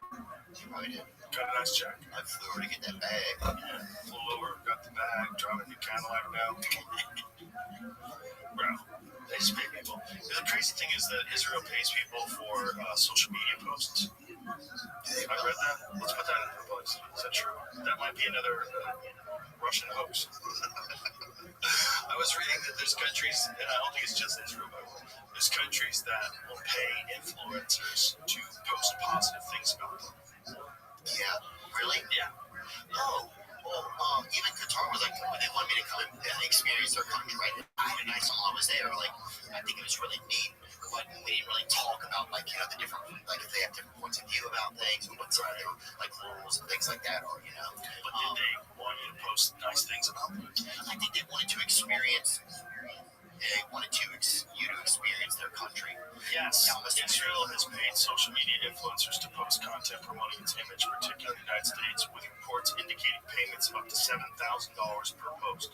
This campaign, known as the Esther Project, is managed by a firm called Bridges Partners LLC, which works on behalf of the Israel Ministry of Foreign Affairs. The program is disclosed under the U.S. Foreign Agents Registration Act, meaning that these payments are legally reported and require influencers to disclose that their content is funded by a foreign government. That's crazy. Well, I just don't see how we're supporting this country after the genocide. I just don't see how that's okay to people. And I think that's the part of me that I don't understand, right? About their leadership there and stuff. I just do not understand it. But then you start to think, well, am I crazy? Because it seems like it's just okay that politicians all think that this is okay, and so few of them speak up about it. Well, I think this is what's separating the old people from the young people in this country. If you look at the numbers of how many people that are 18 to 34 that support the war in Gaza, it's very low.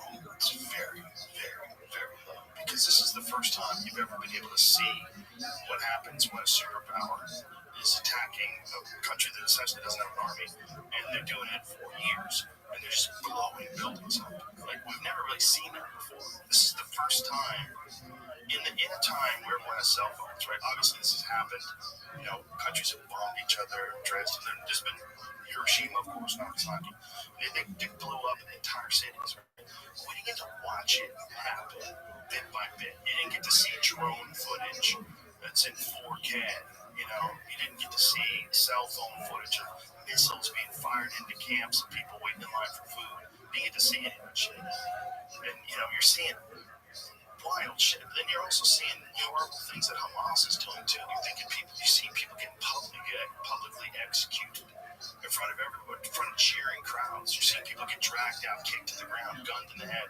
You're seeing the horrors of war is what you're seeing on both sides.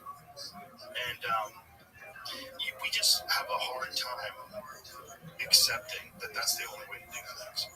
And I think that the young people of this country, they don't want any part of anything like that anymore. They have been told by their parents, they've been told by the people they grew up with that war is hell, there shouldn't be any war, and most of this shit happens because people are making money. That's what most of it has. They prolong it so they can make more money. They want weapons development, they want to launch new shit, they want to sell shit to people that need weapons. And most young people are aware of that now. Where I think most people, my parents' age, all they had was the Vietnam War. They knew the Vietnam War was bad, but I don't think they really knew the extent of how much corruption is involved in everything that our government does. Everything has the hand of some corporation attached to it. Everything has the influence of some foreign government or some country that has massive resources. There's always, it's never clean. Nothing's clean. I just felt like me. I think a lot of times, for one, it feels like they're going to stop allowing TikTok. Like these people are going to own it. I think they're selling it or something, so they won't be able to show stuff like that anymore. Well, they sold it to Larry Ellison's company, right? Isn't that about TikTok?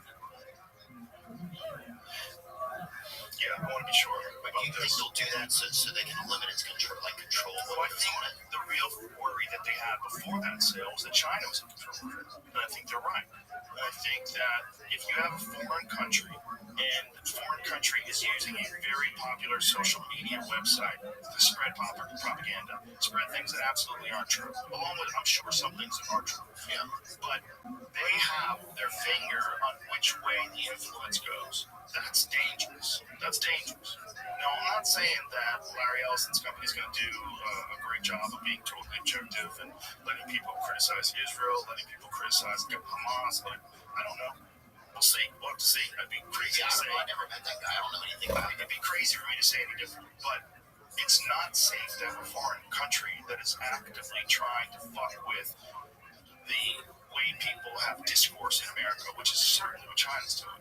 So according to it hasn't yet changed place. The shutdown has something to do with this, and this article is from today, I think, where people in Congress still don't even know what's going on. Right, so this says Congress is still waiting to get briefed on how TikTok's sale would actually stop Chinese algorithms from causing harm to U.S. citizens, U.S. military, and U.S. interests, she said. The lack of transparency has caused concern for both Democrats and Republicans. We're still waiting for secure briefings on how to stop malign actions. Yeah. So this is the thing, it's like, that's a good point, because they do it on X.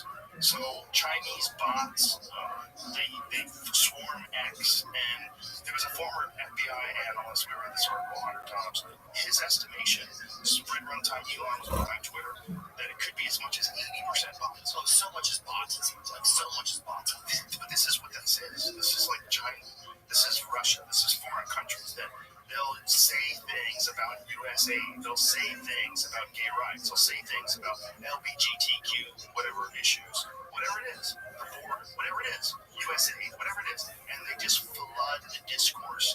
They flood it. And so they have their finger either way on how much negative shit you see about any kind of subject. And whoever's the best at it, whoever's the best at this kind of propaganda, this is like an incredible tool to use to demoralize another country, to have another country hating itself, hating its actions. And if you leave that in the hands of China and they own the company like TikTok, at least if someone in America owns it, and again, I don't know what they're going to do, but at least if they own it, you would say, okay, but at least they're not actively trying to fuck with us and make us battle back and forth. They're just allowing the algorithm to do its natural course. Right, I guess if they're going to do that, here's the thing, if you can't stop bots, then all of them are fucked, because they're just going to keep making new accounts. It's too easy. They sign up fake emails, fake person, they're in. If you don't make people, and then What are you going to do? You're going to require a digital ID? Fuck that. You should be able to be a whistleblower. If you're working for some company and you find out they're dumping nuclear waste into the ocean that's killing all the fish, someone should be able to anonymously report that. And you should be able to do that through social media without having a digital ID that shows exactly who you are. And they can shut you down. It's just like, I don't know. It's sketchy times. Well, sketchy times. I mean, the same company, that company Palantir, that was doing all that crazy stuff in Gaza, in Gaza, they were like, you know, what were they doing? All the drones, stuff like this, allegedly. What are you talking about? What are you saying they did? That they had were compiling data on people that were there, and they were operating a lot of the drones that also had weapons. Okay, so you mean like facial recognition data? Right. Do they have that capability with drones? Where they can just zoom around? Is this horseshit? It's real. Jamie's not even willing to talk to a camera. He's giving me I'm sure they do. No. They got a big contract in America now, which is scary to me. That's what's scary to me. That a drone could go by. That maybe that's what happened to John Kirk. Who knows? Maybe a drone, you just have no. You can even point the finger at a bullet comes out of the middle of nowhere. True. That's a kind of. I'm not saying I'm pushing about it all the time. I'm just saying I have. Listen. Okay. So you're right. However, China's making drones, and they're making really good ones, way more sophisticated than our drones. If you don't have drone development and some kind of drone defense system in America, if you say, oh, no one should have that kind of power, you're right, no one should have that kind of power. However, China already does. So if you just have no innovation and no way to implement any kind of defense system with drones in America, but it's already in China, it's already in Russia, you're kind of in trouble. Okay, so you have to have something in that space. You got to be moving forward into you got to have the weapons. They're already. It's like the nuclear bomb. If they're already doing it, you better fucking get it. Right? You better get it. I think to me, it's just scary that the company that was allegedly doing that there is the company that we hired to, I believe, create a database and have some of the same opportunities here.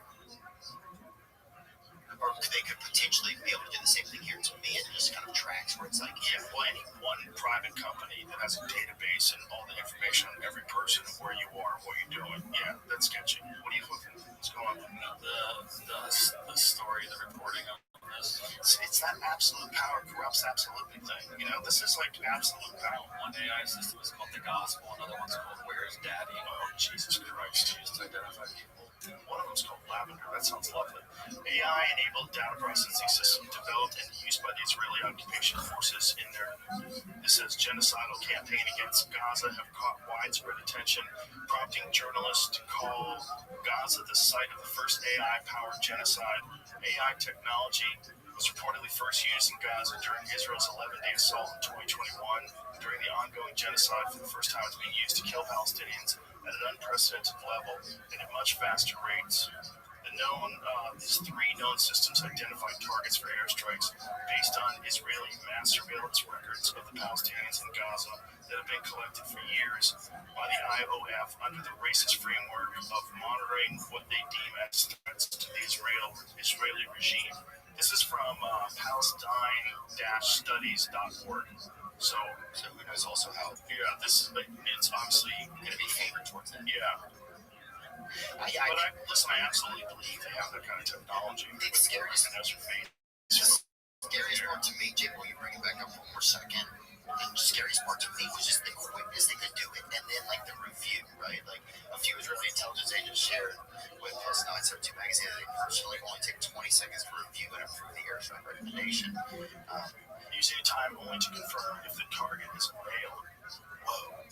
It's unclear if this is an actual policy. Right? What is that? So this is. But yeah, this started making me. So they shared this in a magazine. So they said this in an interview in a magazine that it only takes 20 seconds to review, and the time is only to confirm if the target's a male. It's unclear if this is actual policy. In August, however, the UN High Commissioner for Human Rights released a statement revealing that the majority of those killed in Gaza are women and children. So here's the other thing. Obviously, horrible things have happened, right? But if you're getting your information from the people where the horrible things are happening, it's hard to know if they're being accurate. I don't know if it is truly that they're mostly killing women and children, or if a good percentage of them have actually been Hamas agents. I don't know. Yeah, I think this That's what Israel says, right? They say that a lot of them were Hamas. Yeah, there's like 2-year-old Hamas agents they were finding shooting. Which, I don't know, Well, I bet they probably think about his future.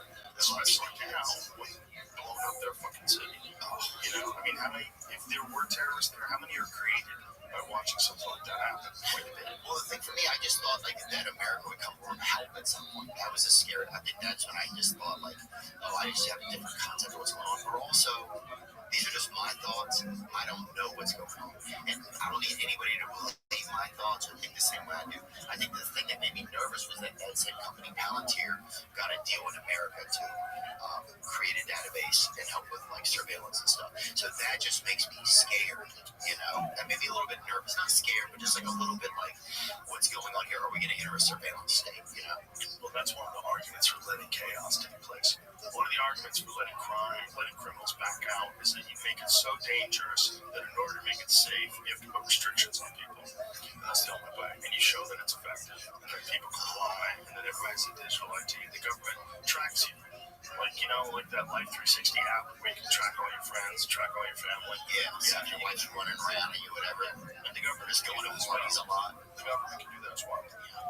Well, I think one thing that made that Do you know how crazy that is? To allow the government to constantly know where you are and what you're doing, and constantly looking over your shoulder. So you're going to self-censor. You're going to be scared. You're going to be scared to talk. So your phone's going to be listening. Yeah, it'd be crazy where we went to Chuck and then you opened your phone. That was... Yeah, what's the possibility? And that was momentarily later. Yeah, momentarily later, the algorithm recognized that I was talking about Chuck Schumer. Let's see if it works. Big fat tits. Big fat tits. Okay, big fat tits on your 45-year-old stepmom. I'm on to it. Let's see what it is. Imagine if it just goes to, nope, I got head kicked. Would you buy check back to Blue Ridge real quick. Would you buy a cat off of Facebook Marketplace? Sure, why not? If it's a cute cat. Fuck that. Yeah, that was fun. Look, I'm not buying a cat. Right in my For You page. You see one of them. Hey, how about Right in my For You page. Wonder if that's text something random to someone, and then give it 5 minutes and check your For You pages. Right away, it's ladies with big large tits. boobs. I say, hey, let me see one of them and guess what the other one looks like. That's my old trick. That's a good trick. And you're like, I don't know. I bet that other one's weird looking. That one's too perfect. Yeah. So they both look the same. Did I see this? I'll show you, Kim. I used to do this fun thing I would have if I sat next to someone in an airplane. I would have them draw a picture of their kids. Like if they had kids, I'd draw a picture of your kids, and it would be the most fucking ridiculous looking picture. But it would always be pretty fun, I think I was just concerned about like if that's a company that does it here, so that's like where my brain tracks like out of that. And then That should be scary. that's why I think ICE had. That's why I think all the ICE stuff happened, because I think they have to get everybody on the books. This isn't about like they have to do an inventory now of everyone because they're going to need. Otherwise, when it's a surveillance state, it's all going to know if you're not like documented or on the bill of sale or whatever. It's going to be, or you're not on the inventory list. If you're not inventoried in the country, then it won't know. The machine won't know immediately. Oh, this isn't. You're not even supposed to be here, right? So that's why I think that the ICE stuff is happening, because I think one of the reasons is they have to get everything inventoried. I see what you're saying. I think the ICE stuff is happening. A lot of it's because of political power. It's congressional seats. Because the census just counts people. They don't count legal citizens. And when you let people come over here illegally, and then you give them food, and you give them Medicare, what happens is those people are going to vote for you if they can. And they're also going to count. They're going to stay. And so they count in your district as congressional seats. That's what's crazy. They only count the people, they don't count the citizens. So if you get as many people in as possible, you can take over congressional seats. And if you make it really easy for those people to get by, like they say, hey, California's the place to go, they don't give a fuck. You can be illegal there, nobody cares. Which is the way it was, basically, until I started arresting people. It's always been like that. I mean, what percentage of people do you run into in LA that are illegals? A lot, and no one cares. It's always been like that. I don't care. Yeah, Now all of a sudden, for me. now all of a sudden they're getting arrested. But there is the argument that by having people that came over illegally, you change the congressional map. You do. You get more seats. And that's kind of crazy. It's kind of crazy. It's all fun. It just feels like, I don't know. It feels like very like, I don't know. It feels like a lot of different things, but you're right. I think you just have to focus in on things that are important. Well, it's an easy way to increase your population. Make it so people can definitely come over. Make it so cut holes in the fence for them. You ever see when they did that? They cut holes in the fence. Like some people have put up like these fucking heavy duty fences and I'll put a titty bar right there. You put a titty bar right there. Wow. Sure. A bottle of water sales. Water and tits. What about that? Together. Generally people like alcohol with their tits. I don't know if you've been in the desert for a couple of days. That's true. That's a good point. Very good point. Also, because this is kind of crazy when we're watching. Like, what could you possibly be doing here other than purposely letting people into the country? I think there was a lot of that. And I think there was a lot of that because they want cheap labor too. That was something that someone told me once, that they were stunned. The CEO said that they were against these the border enforcements because they wanted cheap labor. So they said right out to him because Biden Harris sent forklifts to open the border when Texas built a razor wall. So let's see. Like, why would you do that? Wait a minute. You did what? You sent a forklift to open up the razor wire? What? Do you think that they all know that the other parties just do? Like, do you think that they all go behind closed doors and like, okay, what are you guys going to do this month? And we're going to do this. And it's all just this theatrics. No, I don't think they coordinate like that. If you don't hate each other, no. But this is nuts, man. This is like genuine nuts. And by the way, I feel for these people. I would do the same thing. I would 100% be in line. I see these people with their babies hoping for a chance at a better life in America. They're not the problem. The problem is cartel people and the whole congressional seats thing. That's the problem. Well, these people have all become pawns. They'll send information to the countries that they live in and get them to come. It's like, listen, if the population, you're right, no, it's, I don't even know what I was saying, but I don't know. If the population, we're better than this. That's what I'm saying. We're better than this. You and I are. Yes. Yeah. As people, we are better than this. And we have all these elected officials and these people that we thought were like us. When does that end? That's a good question. Can it end? Do you think there's a way to end it?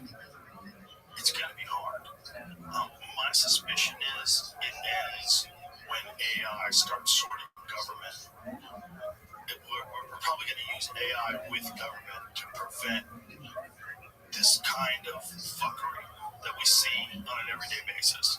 AI will logically make decisions as to what makes sense and what doesn't make sense about our current legal structure. Like some things that if people become politicians, the reason why they become politicians is they know they can inside trade with Nancy Pelosi and make hundreds of millions of dollars like she did.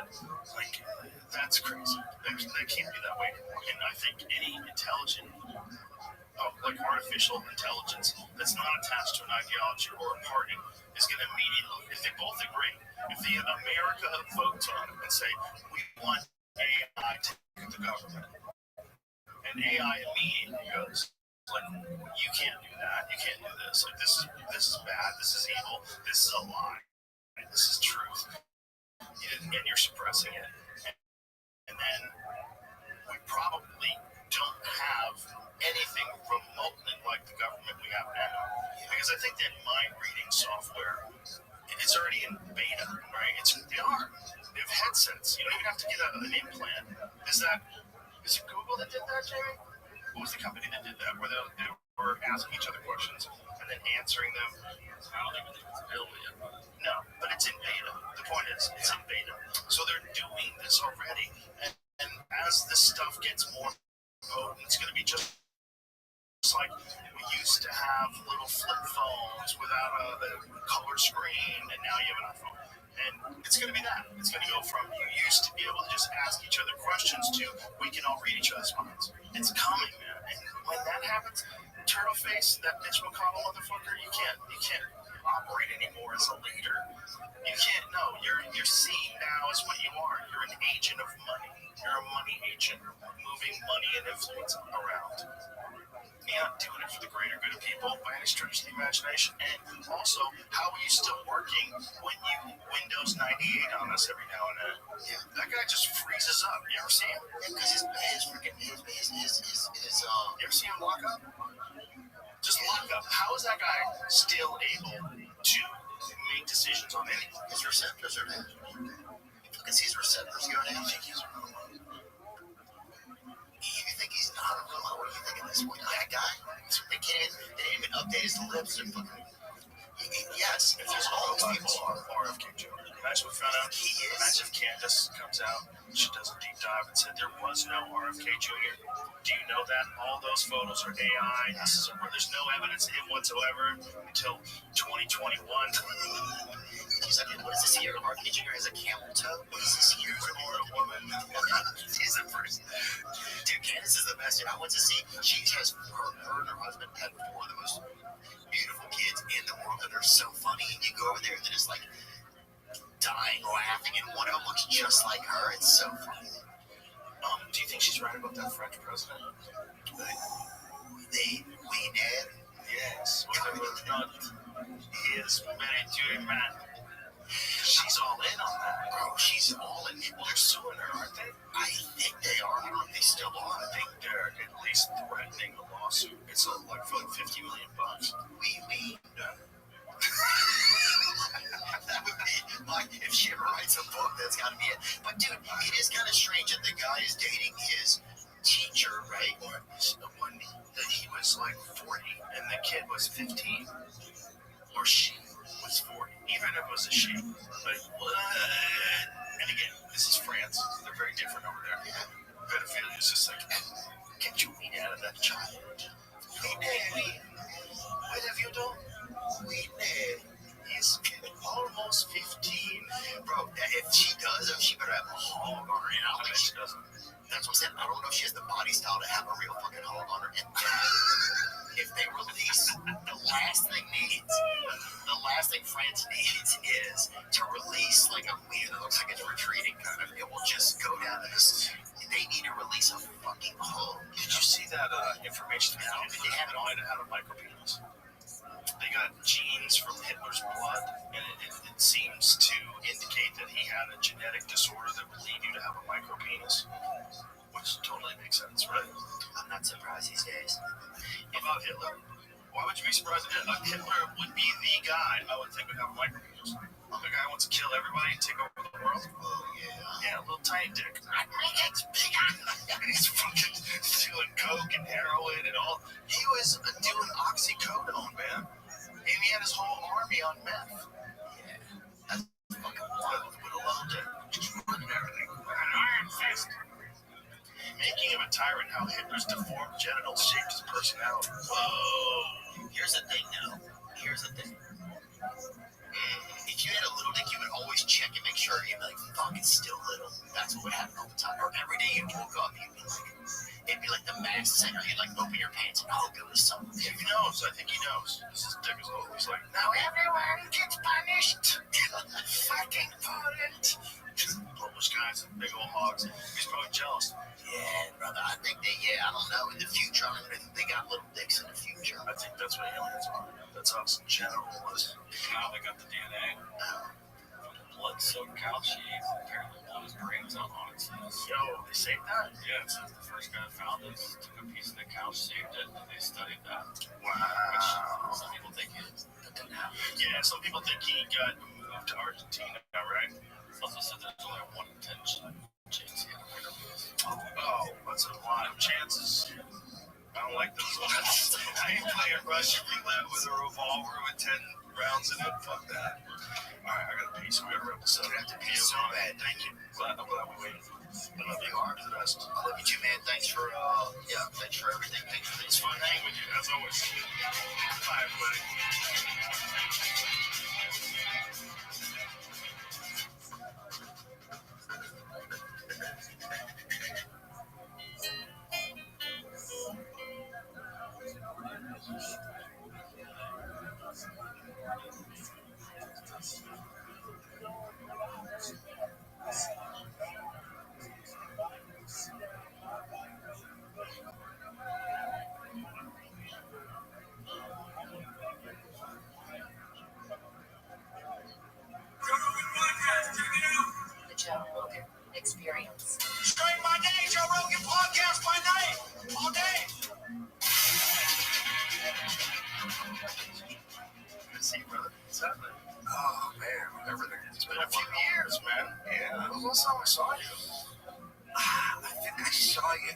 outside of the ice house.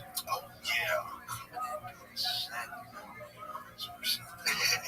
LS swap engine. Yeah, that's right. And you showed it to me, and I think I was thinking about it. I went to your house to do the podcast Early in the day. early, Yeah. up in Deep Valley, up the hill, and then I think you got your place sort of down, strip mall kind of place down in the flatlands of the valley. Yeah. Woodland Hills. Yeah. I think it's been a million years. Yeah, it's been a while. Time flies, buddy. I know, it's so sad. You know what's sad? It goes so slow when you're young and miserable. You know what I mean? Now I'm old and happy and rich, and it just flies by. You know what I mean? Like all the stuff you want to do, it just goes right by you. And then when I was like 13, I just sat in a class and stared at the clock and just went, God damn. You know why that is? It's relative. It's a percentage of your life. So when you're 10, a year is 10% of your life. Right. You know, when you're 55, a year is really quick. I know, it just sucks that, like, I remember going back to school in September and going, when's Christmas vacation? And then go 2 months, and I'd go, oh, man, no way, that's too long. And now it just goes flying by, but now it's good, and you want it to slow down. Yeah, I always think of life as sort of like driving to San Francisco from LA. Like the first time you do it, it takes a long time, and the 50th time you do it, it's like nothing. And that's the relative part. You get used to. Yeah. Yeah, it's, I don't know, just gotta live in the moment, enjoy it while it's here. Hope it works out. Hope something's next. Or not. I guess, yeah, that moment, you know, that thing. It's like that thing where people have a near-death experience and then they swear they're going to change their ways and they're going to appreciate everything and they're going to do all that. I don't think it works. Works on some people. Yeah. I've met people that have had near-death experiences and completely changed who they are. Yeah. I wonder if it's worth trying to have a near-death experience. The problem is that it's too close to death. Well, it's really what kind of a person you are. Are you a reflective person? An introspective person to think about the way you think and the way you live, and you analyze it and decide whether or not this is a good way to proceed or whether or not you need to make adjustments. Some people don't. They don't self-analyze, they don't course correct, they just don't. And so if something comes along, I'm changing everything. You never change anything in your own fucking life. You've never done that. You've never exhibited that kind of will. You've never had that kind of discipline. So like, how are you gonna change now? You're not. You're gonna say you're gonna change, then you're gonna go right back. Yeah, they went to high school with all those guys. Me too. That's crazy, right? But most people don't know how to live. Yeah. They don't understand that you are in control of the way you think about things. It's one of the only things you're in control of. Well, change is like one of the greatest gifts we have. Like it really, if you think about perks of being a human being versus being a hyena or any other creature, it's you get to change. And then so many people just squander that gift, which is the greatest gift. And they just go, I'm not, and then you're sort of no different than any other animal if you just sort of stay the course, you know. And the ability to grow and change and transform is such a gift that people completely squander. Well, it's hard because you have to change the way you think. You have to decide that you've been doing things wrong. People don't like to do that. They don't like to admit fault. They don't like to look at themselves in a negative way and analyze what they've done wrong. Be critical of themselves. I know everyone is crazy externalizer now, and young people have it more than our generation. Well, it's encouraged. Tell them stuff, they just push back on everything. It's encouraged to think that everyone else is the reason why you are not happy. Yeah, I get it, but I think growing up, and maybe it's just being coached a lot, you know, like you got coached a lot, I got coached a lot. It's just dudes telling you you're doing something wrong all day, every day. And I believe they did it because they cared, because they wanted you to get better, because they wanted you to succeed, they wanted to win, you know, and I just got used to being coached. just get used to people just yelling at you, dummy, you fuck it up, fix it, do it right, and it never felt like criticism to me. Well, even if it is criticism, it doesn't matter. It's like if coaching is good. Like if you can be coachable, that's like one of the best indicators that you're going to do well in life.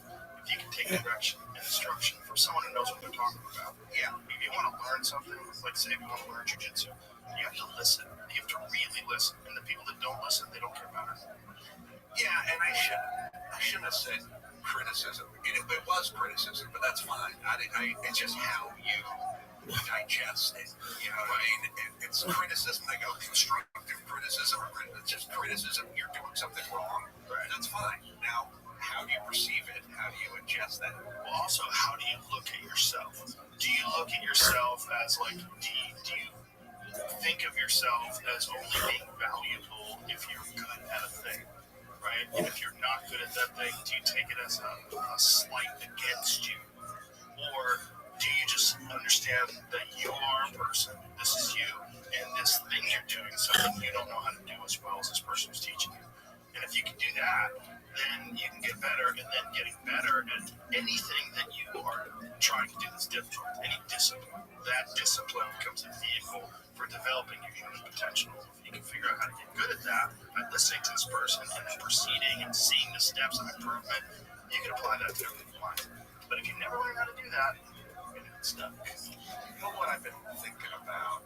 Thinking about how insecure a lot of people are and how they really react when you tell them something, criticism, or coach them. But I think it's their insecurity that's reacting, and then I sort of realize, like, you have the skill set. You have multiple skill sets, right? And you take just martial arts, okay, you know it, you're comfortable with it, you're real secure about it, you know your abilities. And the curse that he gave to Yoav is that essentially Yoav's descendants would be crippled, would be poor, would die early. Give him a pretty significant curse. So Yoav said to Shlomo, it's not fair. You can't have two punishments. He says, listen to this. Ikad Mosley, Kabbalah to Ziglat Yevu. So again, he said, Shlomo, here's the deal. If you're going to kill me, fine. But then you have to accept upon yourself, upon you and your descendants, the curse of your father. It's not that I should be executed and have the curse. So if I'm going to be executed, the curse is going to devolve upon you and your descendants. Or if not, spare my life, and I'll suffer the curse. I and my descendants will suffer the curse that David HaMelech gave to us. So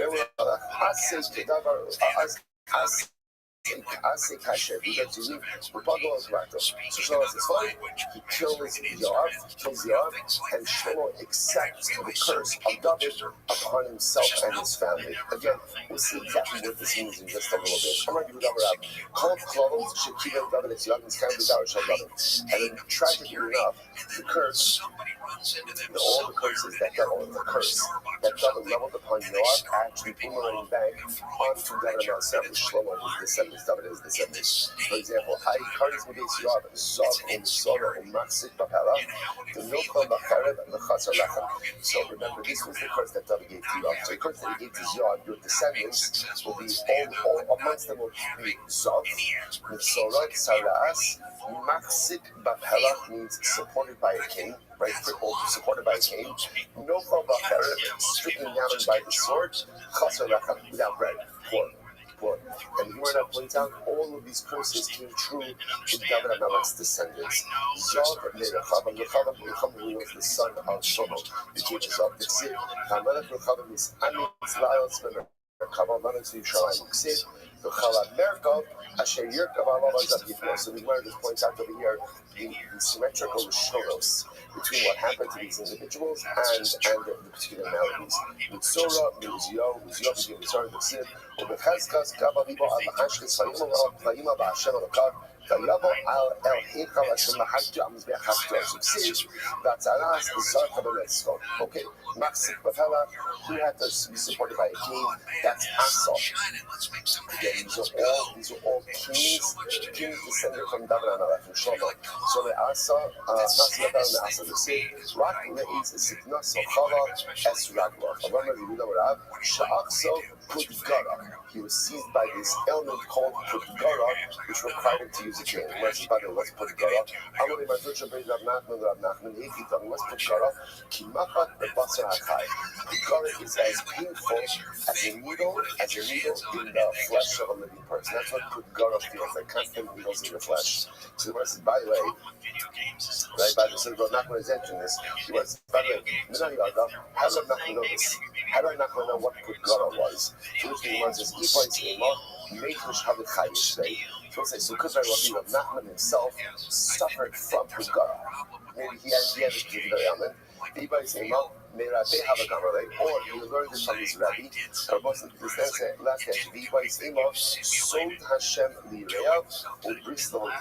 Which also literally means that the secrets of Hashem are given to those who revere Him, and His covenant is made known to them.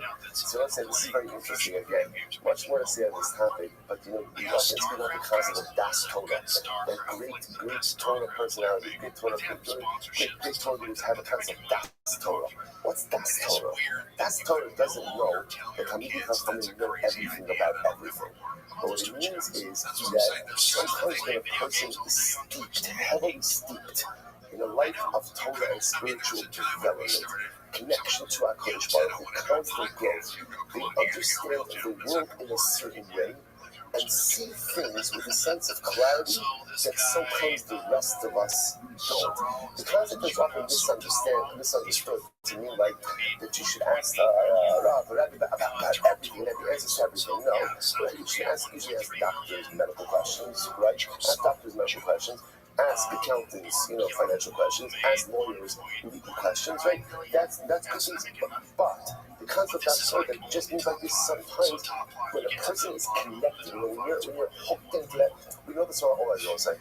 Like let's just amongst friends, we know, right? If I am in touch with my learning, I'm in touch with my learning, right? I'm good. I'm a cheer. I'm learning. I'm steiging. I'm attentive. I'm tuned in, right? When the shear is over, or again, it doesn't mean shear. Chamusa. I'm plugged in. I'm checking the box. I'm really plugged in. You close the Gemara, or whatever, say if you're learning, and you feel different. You have a certain clarity about life, whether it's clarity in marriage, clarity with your kids, clarity in your career. You have a certain clarity. That's a shmiras of Das Torah. When you're plugged into Torah, you understand the world and life in a different way. Conversely, when I'm not, when I'm missing shit, I'm missing my chavrusa, so I'm not, I just feel different. Everything feels different. That's just, I'm not plugged in to the source. So therefore, Sod Hashem L'Yireah, just, again, so that feeling that all of us feel, right, when we're into our learning, and we're on, and we're there, and we're plugged in, so amplify that, by 100, that's what great Torah scholars have. So that little bit of clarity that we had after our own episodic moments of spiritual connectivity is exactly what great Talmidei Chachamim feel amplified often every day of their life because they're constantly perpetually plugged in. That's the concept ultimately of that. So that's what it says. Nachman just knew. He just knew. How did he know? Because he knew. Because he saw the incredible. So the goes back there. No fellow who died by son Yoshio. They say Vayora Amor Leman Yoshio. But so let's say this is by the way, this is when Yoshio was killed by Paro Nechon, who was the king of Ashur. Right. This is when again Assyria, Ashur wanted to Paro Nechon wanted to lead his army to Israel. Not start war. He just wanted to bypass Israel. And Yoshio was so convinced of people's righteousness that he refused to allow a foreign army to march through. He made a mistake. And ultimately, again, he loses his life. He's obviously by refusing anything upon the call. That was a declaration of war, and he was killed. And he was killed by Koki Kibra. He was pierced by so many arrows that literally, again, his body became like a sea. Let's see what I just point out. If this sounds a little bit familiar, this is on Tisha B'Av morning. This is one of the most authentic keynotes that we know that trace themselves back to Korban Bayis by Yikonim Yehu Al Yoshio. So one of the oldest keynotes that we have tracing back to the Korban. Okay, so one was like Shulchan Lechem, who was lacking bread, Yichanya, B'Ksiv, Ba'aluchase, Alucha Chanid, Nos Nolo. Okay, so we learned about Yichanya, we learned about Yichanya a couple of days ago, like Yichanya exiled by its Rishon. I'm not doing that. Alright, how did we choose one? So again, so just by the way, just to kind of reconnect us. Like so Yoav, so Yoav says to Shlomo, you can't do both. Alright, in other words, if you can't go ahead and execute me, you can't execute me, and also go ahead and have me receive the curses.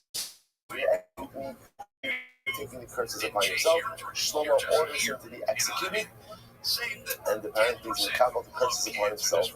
So we'll say something amazing. We'll say, by the way, well, let's do this. I'm going to do Gamara. And I mean, this is what people say when this leads people to say the following saying, top of Memphis, Tehilota, below Tehilata.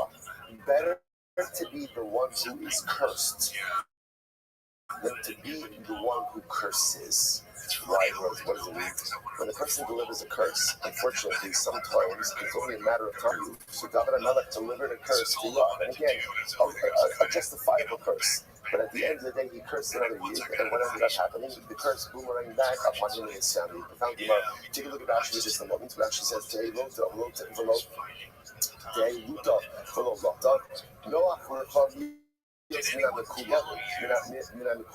it incredible? Better to be amongst those who are cursed, the Roman Hametavere, and not among those who curse. If you shall so kill us, I'm sorry, so kill us, not should Allah Makalo, because the curse has been boomerang back. We'll say, first of all, just so you understand over here, this whole chap of, because the curse was uttered by David HaMelech, we see this concept so many times throughout Shas, that the words of a tzaddik create a reality, almost like an irreversible reality that cannot be undone. So once that curse was uttered and came into the world, that was a fact. It was going to happen. Now the only shaila was upon whom was it going to devolve. So an incredible idea. Better to be the ones who are cursed than to be the ones who curse. Incredible. So what's the dynamic? So what happened? So again, let's go back to. So they brought Yoav. They brought Yoav ultimately again to be judged. And we said to Yoav, Amalei, my time Abner. Why did you kill Abner? Now, we're going to see that Yoav is really brought to trial for a number of different things. One of the things that he was accused, not accused that he did it, is he killed Abner Ben Ner. Okay, so we'll say a lot of these stories are just so complex because they occur during a complex time in Klal Yisrael's history, the transition of the monarchy between Shaul and David. So Abner Ben Ner was one of the generals, the primary generals of Shaul. When Shaul died, he supported Shaul's son Ishbosheth in the monarchy. But then Abner Ben Ner has a change of heart, and he decides that, you know what, David is the future of Klal Yisrael, and David offers him a peaceful transition over to his side. David is not interested in war with anyone within Klal Yisrael. So he offers him Yoav. Now remember, Yoav, who was a general of David HaMelech, had a profound distrust for Abner, and he was raged that David HaMelech offered him to spare his life and offered him a position in the army. He just couldn't believe it. So he killed Abner. So Yoav killed Abner. So that's the things that David can never forget again. The problem is all of these things, I always say, one of the hardest things in our leadership is that, remember, when a person is in a leadership position, anything that happens in the under him is his effective leadership is when a leader takes responsibility for everything. So for David, as much as David didn't kill Abner, his general did. As such, again, for David, that represented a heightened sense of culpability. So therefore, Yoav is judged according to, so they asked, number one, why'd you kill Abner? Amalei, Yoav Hadam Da'asal Hadi. Because Abner killed my brother Asahel. Killed my brother Asahel. Which is true. Right? Muslims know. When you kill my brother Asahel, I'm a god Adam. So the man says, come on. Asahel wrote it. Do you know why Abner killed Asahel? Because Asahel was running after Abner to kill Abner. This was war. He was running after Abner to kill Abner. So yeah, Abner killed Asahel in order to save his life. Amalei, Havadol Hatzil Akamei Baruch. So I understand. Avner has to sit there. He could have named it, right? Right to shot, whatever, hurt him in the leg, or give him some type of injury that prevents him from presuming that you didn't have to kill him. So Amalei Lo Yachol.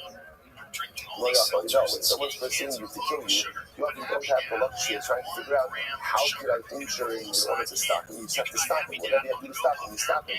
So don't think Chamish's kilo, like you see, like Akil Avner Ba'acharei Achonis Ela Chodesh. So listen to this. So you all said, I don't buy it. Because if you look at the way that Avner killed Asahel, he killed him in a very specific way. He killed him with a strike of the spear underneath the fifth rib. Right? It's a very precision strike. Now, why would you strike someone under the fifth rib? The Makom Shemara the Kavi Chiruba. Apparently, it's the area where the gallbladder and the liver intersect right next to each other. So you can get them both in one. It's a death blow. It's a death blow. So Avner says, come on. A skilled soldier who could deliver such a precision strike to someone who's pursuing him underneath in the fifth rib, and you're telling me that he couldn't just injure him to stop him from pursuing him, you had to kill him like that? I don't buy it. Therefore, Yoav says, I was justified in killing Avner, because at the end of the day, Avner killed my brother, I'm the Gov Adam, I had a right to do that. Anyway, these are Avner. Fine. So maybe said, fine, let's leave the side out there. Let's move on to the next thing. My Kama Katwasin Amasa. Why did you kill Amasa? And she said, you have killed like a lot of people. And why? So fine, let's even get the argument for Avner. Why did you kill Amasa? So you're like, Amasa, first one, right? Amasa, it's very simple. Amasa defied the king. Amasa defied David. That was the halacha by Mord Malchus. Halacha by Malchus is execution. By the way, there's no judge and jury. If you defy the king, two things I think are going to be interesting adjustments in Eretz Hashem and Mashiach. So number one, there's one day Samikdash. Right? This is very important, right? There's not like the young Israel Beis Hamikdash, right? The Aguda Beis Hamikdash, the Hasidic Beis Hamikdash, the Litvish Beis Hamikdash, Hashkama Beis Hamikdash, right? Anyways, the Karabach Beis Hamikdash. There's one Beis Hamikdash, and it's going to be fascinating and beautiful and incredible to see how Klal Yisrael gets its act together and is able to exist under one roof. The other thing is going to be our adjustment to a king. It's going to be a big adjustment. Because you understand, we are very used to different leadership models, where often leaders really make suggestions, right? Much more than decisions. And let's say a king at a monarchy, whatever the king says is what you do. And if you defy, the punishment is death. That's called Lord of Malchus. And again, there's no appeal, there's no but. But 1 second, this is my opinion. Just such a 2,000 years we haven't lived with a king, and we've lived in different kinds of countries, especially now, it's sort of like democratic societies where it's legit, but a king is an absolute authority. Now again, we saw before, it's not totally absolute, because there is a checks and balances for the kings are king as well. But from I saw, when the king says something, so therefore again, Yoav says, I killed Amasa. This is one of Amasa. What did he do? Listen to this. This issue with the king said to Amasa, and he just gathered everybody in 3 days. Some went together, people of Yehuda, and what happened? And they were delayed. It wasn't 2 days. It was more than 3 days. So what happened? So therefore, Yoav said, Amasa did not comply with the order of the king, and therefore, again, he deserves to be executed. So again, Be'el responded to Yoav, come on. Amasa Amasa made the right move. Which is a beautiful Gemara. Why? So Gemara says, this is so beautiful. So what happened? So Amasa came, and what did he see the Jews doing? Pasach b'Masechta. We'll say. They're learning Daf Yomi. Right? The Jews were learning Daf Yomi. So Amasa says to himself, Amar, Ksiv Kolich Hashem Yamret Fi Kol Yishmas Tavarak Al Kol Hashem Tzvani Yumas. So again, the Pasuk says that whatever the king says, then you have to listen. And if you don't listen to the king, you put to death. Yochel Afilu Divrei Torah. I'm going to thought maybe even if Jews are learning Torah and they don't listen to the king, they're put to death. Talmud Omar, Rak Chazak V'Amas. Therefore, the Pasuk says, Rak is a meat. Rak Chazak, let's be strong when it comes to learning the Torah. I.e., God's wishes usurp would take precedence over the king's wishes. So it's beautiful. The king wants them to assemble in 3 days. Amasa gets there. They're going ahead and learning Dafyomi. So Amasa figures, let them finish learning. And when they finish learning, then I will gather them. So it wasn't more of the Malchus. Fakir, just the opposite. He listened to the Melech. But which Melech? HaKadosh Baruch Hu. Because the desires and wishes of the Ribono Shel Olam are more important than the desires and wishes of the human being. So therefore, again, so the Benayel says, to Yoav, you have no right to kill Amasa. Ella hu gabra, the Gemara says, Ella hu gabra, bar machusaba. Again, Benayel basically says to Yoav, if anyone was more than Malchus, anyone rebelled against the king, it was you. You rebelled against him. V'chsev, v'shmua ba'a ad Yoav. Yoav nata acharei Yoav acharei Avshalom. So listen to this, because the pasuk says, news came to Yoav that Yoav veered after Adonio, and ultimately again, but after Avshalom, he did not veer. Now this is incredibly important. So let's say, now remember that Adonio faced multiple rebellions in his lifetime. One was brought by Adonio ben Chagis, that out of Carolina's border, right? And Adonio ben Chagis was the son of David, who proclaimed himself as king when David was laying dying in his deathbed, right? Adonio ben Chagis misnaseh lemar ani amloch. So he proclaimed himself as king. He figured David's dying. David did not appoint an explicit heir.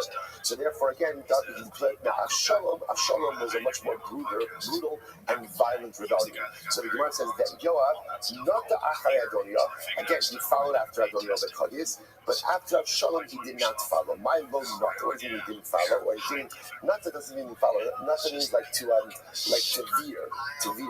He says, he wanted to follow Avshalom. In his heart, he wanted to follow Avshalom, but he didn't. Because David was still had his youthful vigor. When Avshalom rebelled, David was still strong. He was young and vital. And as such, again, Yoav was smart enough to know David's going to win this. So Yoav was also smart enough to know to pick the winning side, but he wanted to follow Avshalom. And those are David literally again, David's astrologers were still alive. Now, who doesn't mean literally astrologers? He's once come out before. I don't know if you love how you learn David. David and Amalek had 400 sons who were born to fast Torah wives, war brides. So the Gemara says, Kulam b'nei fast Torah hayu, u'megadle beloris. They grew their beloris. Let's remember we talked about beloris. The beloris is like the ponytail, like the long piece of hair that the old dad or the Zara would go ahead and grow. And they would be the leaders of David and Amalek's army. They were the muscle of David and Amalek. I guess you want to say, interestingly enough, when David and Amalek's army went out to war, when other nations saw soldiers that appeared to be Gentile soldiers fighting for David, it was very scary. Because suddenly, again, it felt like it wasn't just the Jews who were aligned with David, but rather, again, it was even Gentile nations who were aligned with David. Okay, so therefore, again, Yoav was smart enough to know David's got all this muscle. He's got all this muscle, probably not a good idea. But again, in Yoav's heart, first of all, he followed out the Yoav ben Chagis, so he was part of one rebellion, and he would have been part of Avshalom's rebellion had he thought that Avshalom had a better chance. Which is very out of our hands. So remember, coming down later in this entire sugya so far is that Yoav was antagonistic to David. Right? He was antagonistic to David. Then again, here this last piece, actively antagonistic, in that he joined one rebellion, Adonio, and was ready to join a second rebellion, Avshalom. Now, the Gemara says, I just want to point out, there's another total version to this story. So the Gemara says, there's another version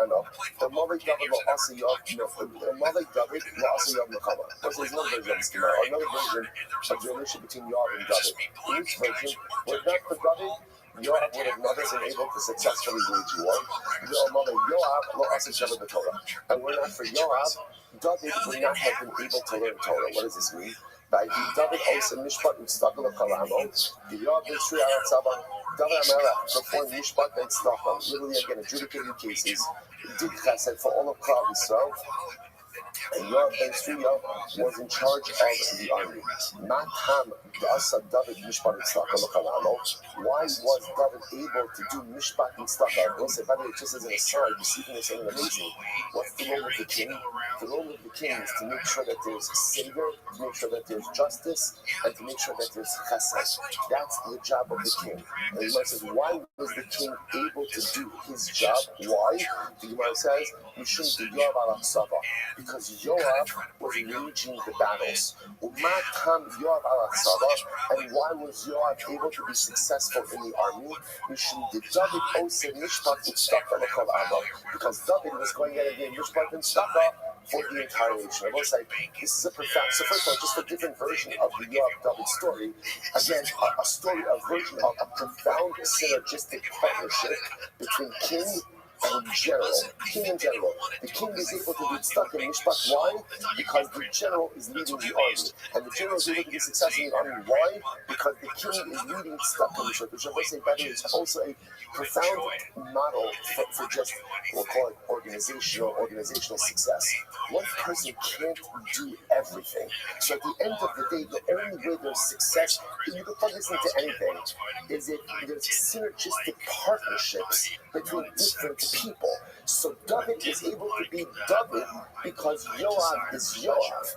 And Yoav is able to be Yoav because David is David. But if David would have to be David and Yoav would have to be Yoav and David, the whole thing falls apart. All these profound idea. And you say, David, is super talented. And by the way, David HaMelech was a warrior also. Let's understand that. I always say, whenever you see paintings of David HaMelech, right, he's always sitting with what? What is he always sitting with? So he's sitting with a harp, right? And you think to yourself, like, I don't know if David HaMelech would play the harp, that's number one, right? But how much time do you think he actually just sitting there strumming the harp? What's the shot that David HaMelech was a warrior? He was a warrior. His entire life, he was a warrior. So he could have managed the army, but he also understood that if David was managing the army, he's not doing stuck in Mishpat. And that means he's not doing his job. There have to be different roles. There has to be this synergistic partnership with the Klal Yisrael in order to get things done. Because if David has to do everything, then David really ends up doing nothing as well as it could be done. It's incredible. Remember that Abner actually killed, Yoav actually killed Abner. So what happened? So David made peace. David made peace with Abner. After David makes peace with Abner, so Yoav sends a message and tells Abner, by the way, if you don't mind, come back. I want to talk to you for a little bit. Shiva also, Bar Hasira. They brought Abner back from Bar Hasira. We went to the Bible, not Bar Hasira. I'm going to be able to Bar Hasira. Abner Shihare. It was the Bar and the Sira that caused Abner to be killed. I will say just very quickly, Rashi points out that we have an outside Bar and Sira refers to two important events. David HaMelech, remember again, after Shmuel cardinated him as not another king. After Shmuel cardinated him as king, David did not want to be king. He did not want to be king. So what happens? Shaul now kind of loses it on David. He feels that David is enemy number one of the state and pursues him. David will not fight his father-in-law. He will not, so he runs. So the two things that happened. One night, so Shaul's army is camped. David snuck into the camp, and he took like the king's shield and the king's canteen. He goes up to the top of the mountain, essentially cries out and says, Shaul, look, I'm not your enemy. I'm not your enemy. I could have killed you while you slept, but I didn't. Abner says to Shaul, it's not true. Maybe one of our soldiers is on David's side, snuck out these items to David, but David never really infiltrated the camp. That's story number one. Story number two is also Shaul's marching with his army, pursuing David, goes into a cave to relieve himself. David HaMelech happened to be hiding in that very same cave. I just take a look. Right, what happened? Right, so what happened? So literally, Shaul's back is to David. David could have killed Shaul right then and there, but instead what he does is he cuts off a corner of his garment. So when Shaul comes out of the cave, David comes out afterwards and says, oh, look, see, I was right behind you. I could have killed you. I'm not your enemy. Both of those times, Abner convinced Shaul not to reconcile with David. He convinced him not to reconcile with David. The Gemara said, do you know why Abner ben Ner was killed at the end by Yoav? Because he had two opportunities to make shalom between Shaul and David, and he failed to do so. That is why Abner lost his life. That's Bar and Sir. Rashi points out a reference to those two events, which will say such a tremendous Musar Haskell. Conflict happens. Conflict always happens. But when you have an opportunity to de-escalate that conflict and you don't take it, there's culpability for perpetuating that conflict. Abner had the great opportunity of de-escalation, but he actively chose not to take it. When you don't de-escalate, then you are guilty for causing machlokas. And there is no greater infraction within Klal Yisrael than sowing the seeds of discontent and causing machlokas. And therefore the Gemara says, that's why Abner ben Ner lost his life. Incredible. So the Gemara says as follows. So what happens? So Yoav took Abner aside to speak about him b'shem. We'll see what that means in just a moment. So Rabbi essentially Yoav judged Abner as a Sanhedrin.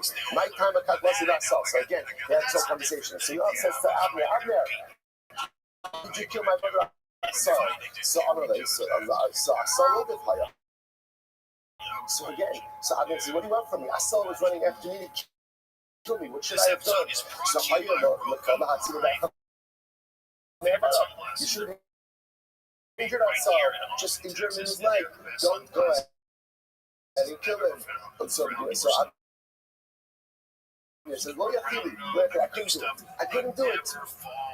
To which Abner said, you're a liar. Hashta, the Tophi, Hamishis, Kavanto, the Echamavar, the House, and Daber, he told him underneath the fist, like the sum of our gallbladder and liver. He also injured my brother in his life. He would no longer pursue you, and that was in the end of this. So you're a liar, you could have injured him, you killed him, and therefore again, I'm going to kill you. So the Gemara says, what does that mean to speak with him to Shali? I'm not using Marad. I'll escape Shalom or Shalom. So I say, that's why it's fascinating. So Abner, how did Yoav? So remember again, Yoav calls Abner back. So David just turns the comment over here. David made peace with Abner. Abner is going on his own. Yoav calls back Abner. Now Yoav, so Abner there's no reason to think that anything's going on. So that Gemara says over here that he asked Abner an investigation. Abner was become problem. He says, Abner, let me ask you. How is it if a woman doesn't have arms, doesn't have hands, how does she do chalitza? Because that's what she has to remove the shoe. So Abner said, I guess she can untie it with her teeth. So Yoav says to Abner, how exactly would that work? So Abner says, I'll show you. And he bends down. So he bends down and leaves himself exposed. That's when Yoav killed him. So that's what it says. So the Lashon over here of also the Sheli is a play on words. Shalom, like Shalom Ishna Alon. Right, take off the shoe. So he killed him because he was asking a question. Chalitza, Abner had his guard down because he thought he had made peace with David and his generals, and therefore he was killed then. Incredible. So again, interestingly enough, how does Yoav kill Abner? Underneath the fifth rib. So I read the cover to okay, so you're going to results apparently at least biblically that fifth rib blow that was the death shot, right? That was the so you remember that same way. So you remember right there. So you remember the Ish Hashem Estela Ala Shel Hashem Hakar B'Shnei Hashem Tzadikim Tovim Menu.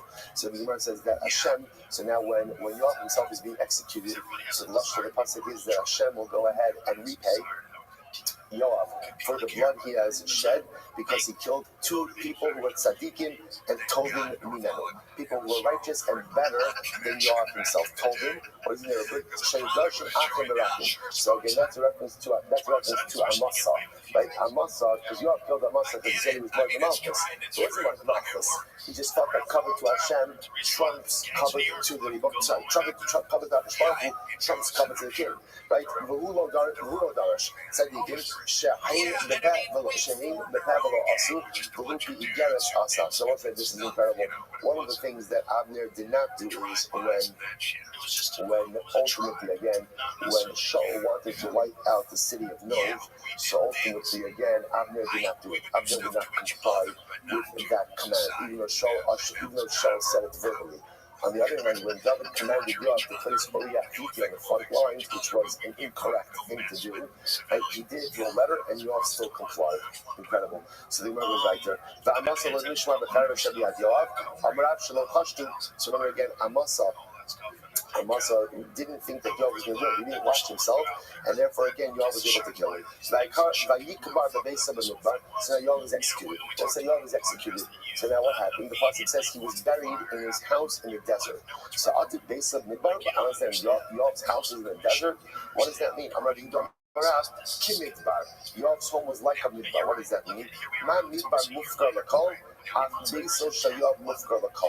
we'll say, so part of Yoav's punishment was his property wasn't even taken by the king. So what happened to his property? It was made hefker. Just like the desert is hefker, Yoav's property was made hefker as well. Another possibility is Kimidbar.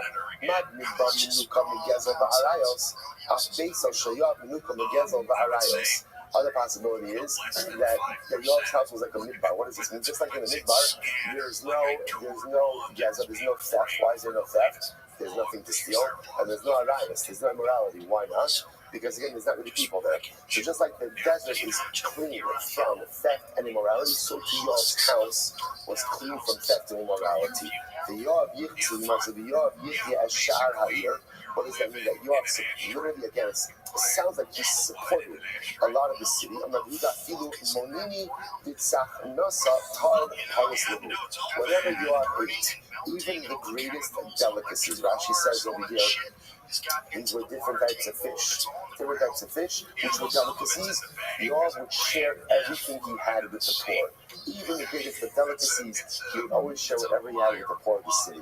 So let's say it's quite an amazing way to end the narrative, right? Because the entire Gemara is talking about the duplicity of Yoav, right? Killing people who were unsuspecting, going over to rebellions. And how does the story end? That Yoav was tzaddik.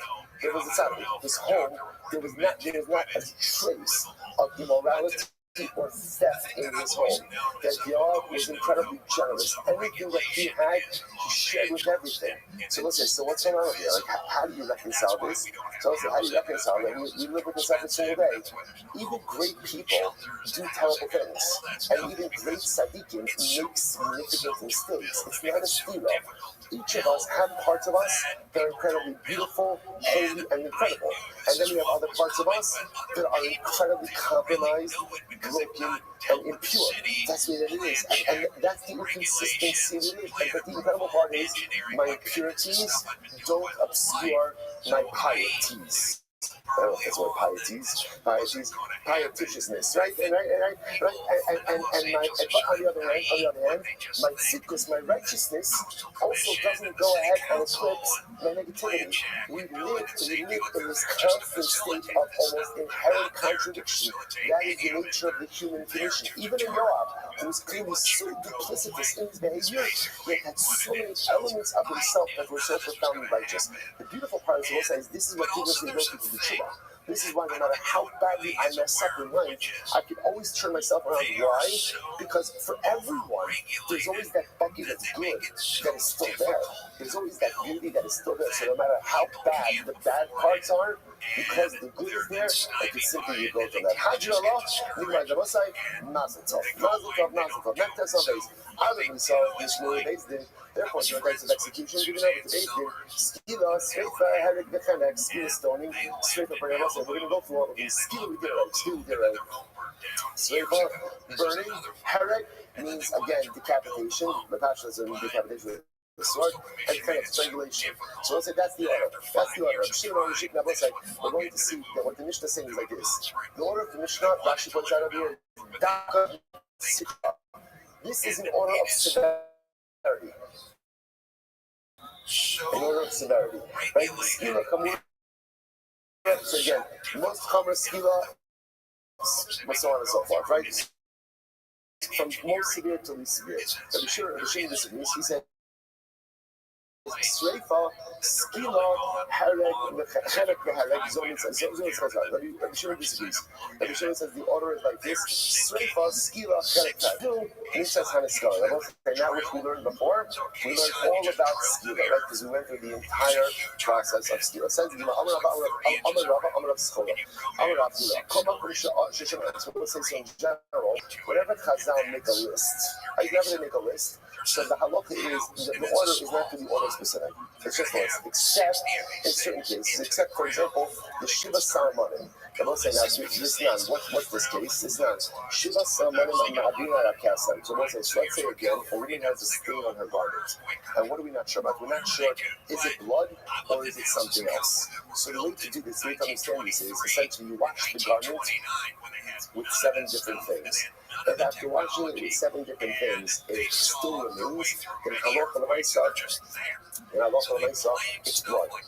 It's blood. So what are the 7 things? So the Gemara says, "Tafal saliva, may grease in saliva after from eating oats." Raglayim, urine, nessa, bolus, communal, these are different types of cleaning agents. So we'll say, Shalach Lamaisa, and the order of the word is very specific. The Katani Seifa, Havira Shaloki Sidron, Osha Havira Shivasan Ki'afalo Asam Loklo. If you use these cleaning agents out of order, or if you use them all at once, the process is invalidated. So again, what the Gemara saying is like this. Normally, when Chazal give us orders in the Mishnah, orders don't really matter. They're not really order specific, except over where they are. So it's Rav Papa Savi Yishay Rav Amar Adam Misos. The Gemara could be Shimish Manim Dafka Katani. No, what about our Mishnah? Our Mishnah also was. Our Mishnah is also order specific. That is why. How do you know that? From the fact that Rabbi Shimon argues on the Tanakama indicates to us that the order is specific in the Mishnah. Alright, so let's check. So if that's the case, then why doesn't Rabbi include this as well? No, they're not talking about cases where there's an achlokas. They just brought up the case of the cleaning agents because that's everyone agrees. But nothing on there. Papa says, even the order of Yom Kippur. It's not Kamaisi Kippur, and Hamir Malasi. They're making nice in the Hadar, but also the Lakum. What's the Yom Kippur? I disrupt the order, and Allah Kamaisi, the Amos is invalid. So why doesn't Rav include that in his list as well? That just has to be the severity of Yom Kippur. It's not the shot that any part of the avodah is more important than the other, that it should go first. It's just because of the chumrah of the day, the Torah solidifies an order for the avodah. We're talking about a weird order because of severity of items. We have to break down the Shua. We're absolutely coming. What about the Talmud also have to follow a certain order? The Ida, Hahu, the Mitzvah, Ba'alma. And the other thing we'll say, no, the order of the Talmud. That's just the Chatchila. Chatchila is doing a particular order, but I'm not convinced if you change the order, it's ultimately still good. We'll have to stop over for today. More, I'll sleep to that last part a little bit. And then we'll catch up tomorrow.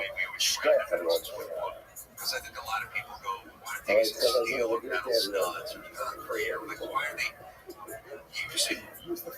aren't they using non-combustible materials? And what they're doing essentially, because I just bought one of these houses in the Palisades. They're building it in a traditional way, using wood, but they're making the outside fireproof. They're not going to have the eaves, the rafter tails hanging out.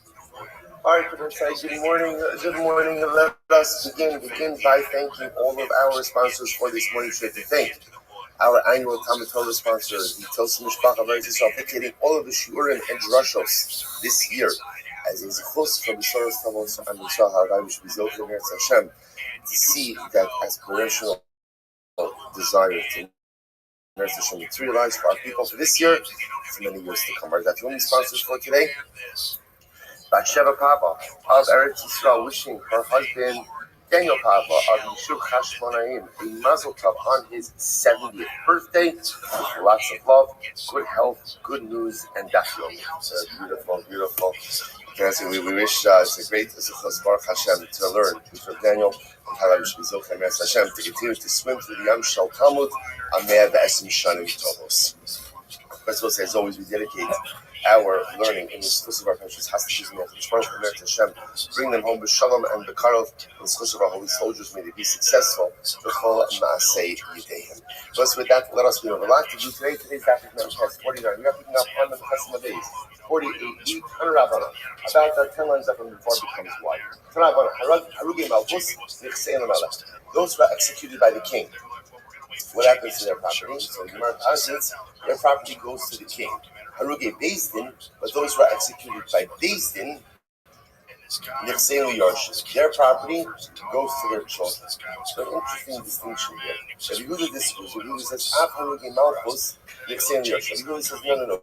But even those executed by the monarchy, their property goes to their children." So fundamental mathematics about what happens with the property of those who are executed. Again, Tanakama, if you're executed by the king takes your property.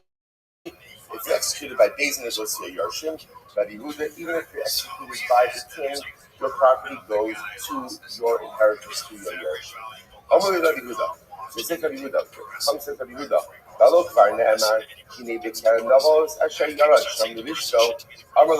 Okay, so interestingly enough, you might say something like this.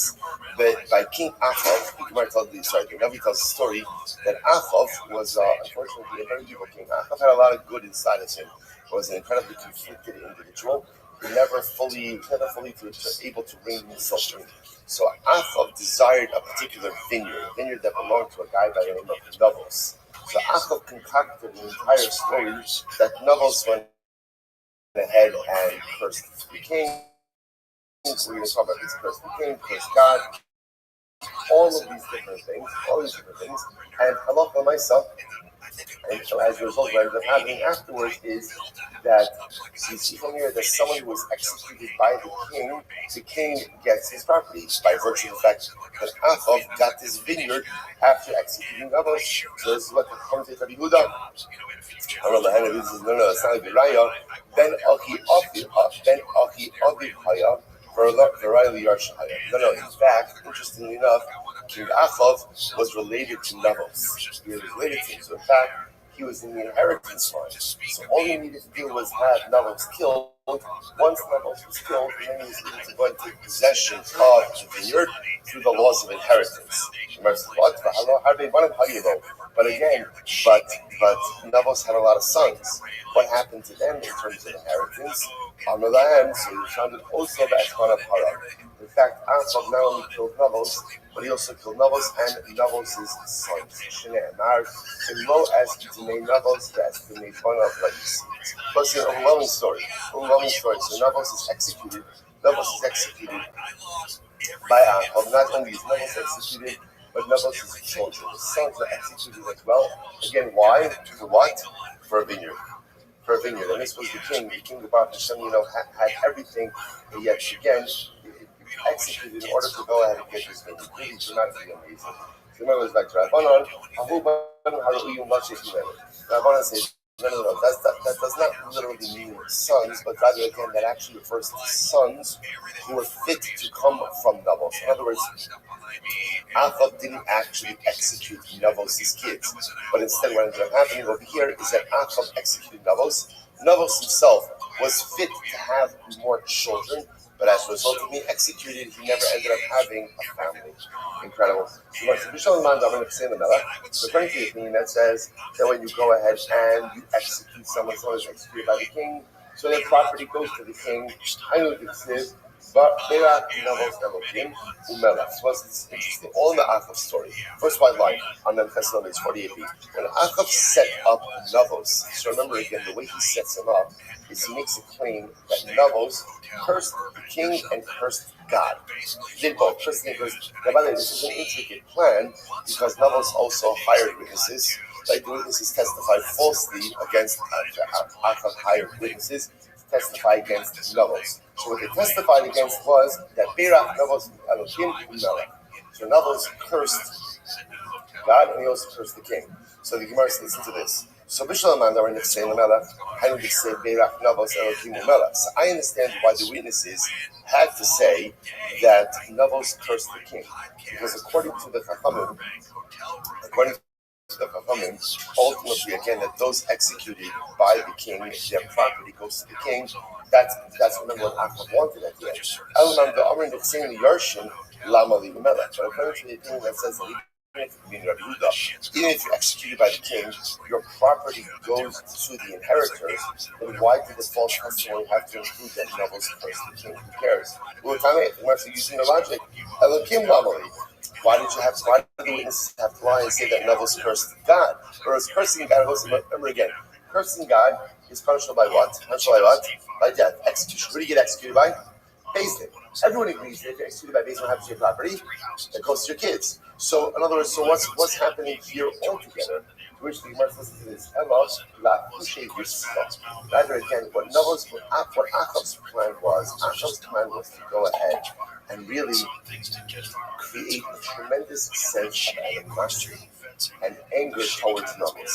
That people would be like so incredulous, they'd be so overwhelmed by what Nobles did, cursing the king, cursing God. So again, when fabricating this, those Achab made it as bad as possible, so that the Dayanim himself would not be inclined to find grounds to exonerate Nobles. Incredible. So the Gemara is like that.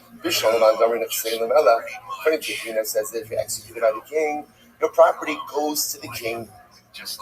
And it succeed by Yonas Yoav El Oal Hashem by Chazik Bekarnos on his Yach. So we're going to spend a little bit of time on the story. When David HaMelech died, he gave his son Shlomo a number of instructions, and some of them was to deal, quote unquote, to deal with certain people. These were people that David HaMelech felt that we cannot execute during his lifetime for a variety of different reasons, that he felt were absolutely necessary to be punished by Shlomo. One of those people was Yoav. Now, Yoav was actually a famed general of David HaMelech, but he just went off the rails doing his own thing on a number of different occasions we discuss. So what happened? So David dies. So Yoav hears that he's about to be executed. What does he do? He runs to the Mishkan, to the oil where the Mizbeach and the he wasn't the Mishkan per se, but where the Aron and where the Mizbeach was. And what does he do? He grabs onto the corners of the Mizbeach, like the Havdil, like claiming like sanctuary. He's holding onto the corners of the Mizbeach. And what happened? He said, and Yoav says, I'm not leaving, rather again, I'll die here. Now what does this mean? Rashi understands over here that according to this approach, Yoav wasn't trying to escape death. What was happening to him is Yoav preferred to be judged by the Sanhedrin than by, Yoav knows he's going to die. He knows he's going to be killed. But at least if he's killed by the Sanhedrin, then what? His property goes to his kids.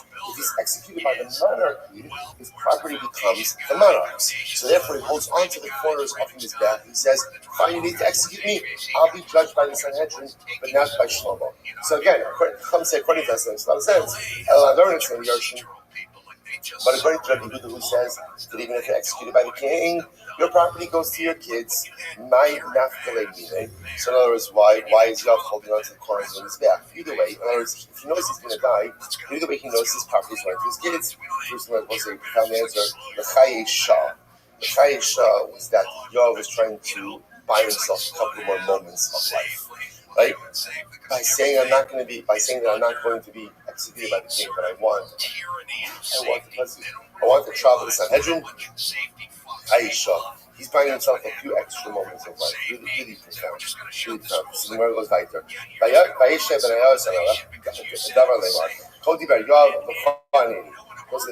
So Benayo says to Shlomo HaMelech, okay, here's what's going on. Yoav is going ahead and holding on to the corners of the Mizbeach, and he is refusing to be judged by the king. Rather, again, he insists on being judged by the Sanhedrin. So Benayo sends a message back to Shlomo. He says, so what's going on there? So listen to this. So here's the conversation that happened between Yoav and Benayo, which was subsequently conveyed to Shlomo. So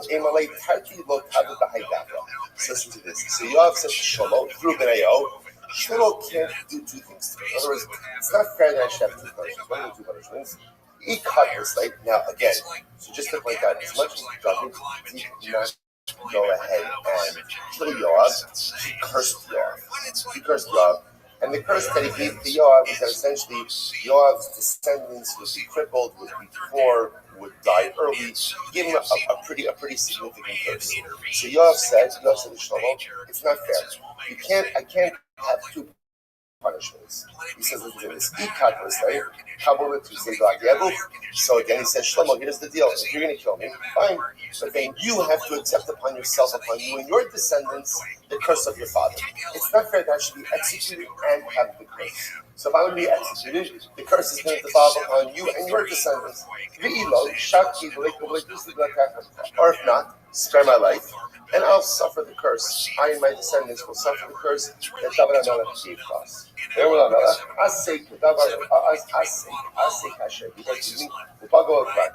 Shlomo says, fine. He kills Yoav, and Shlomo accepts the curse of David upon himself and his family. Again, we'll see exactly what this means in just a little bit. And then, tragically enough, the curse, all the curses that David leveled upon Yoav actually boomerang back onto David HaMelech. For example,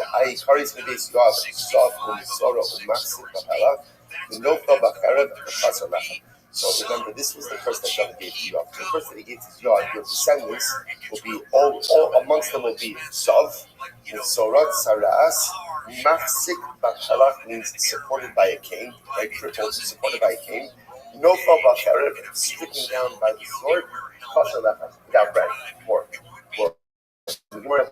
All of these curses came true in David HaMelech's descendants. Zav and Meirachav, who was the son of Shlomo, gave his love to Ziv.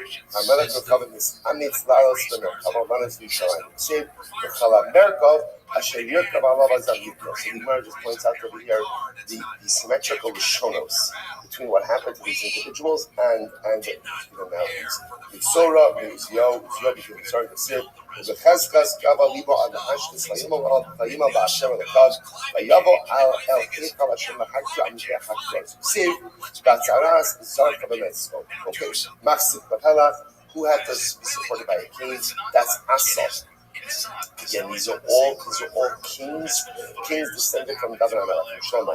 So may Asa, Machzik Bapelach and Asa. Siv, Rak le'ezi sifnas v'chala es ragbo. Remember, we know Rav, Sha'achso Pudgara. He was seized by this element called Pudgara, which required him to use a king. Mercy, by the way, what's Pudgara? Amali Marzucha Beri Rav Nachman Rav Nachman Hechikani. What's Pudgara? Kimachat the Basar HaChai. Pudgara is as painful as a needle in the flesh of a living person. That's what Pudgara feels like. Constantly needles in the flesh.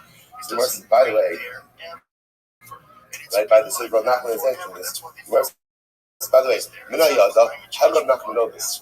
How did Rav Nachman know what Pudgara was? To which the Gemara says, Ipais Ema, Mechush Havet Chayish Bey. So it could very well be Rav Nachman himself suffered from Pudgara. Maybe he had this around him. Ipais Ema, Meirabe Havagamalech, or he learned this from his Rabbi. Rabbi said to this last text, Ipais Ema, Sod Hashem Lireav, or Brista Hodiyah. Which Rabbi said literally means the secrets of Hashem are given to those who revere him, and his covenant to made known to them. So I say this is very interesting again.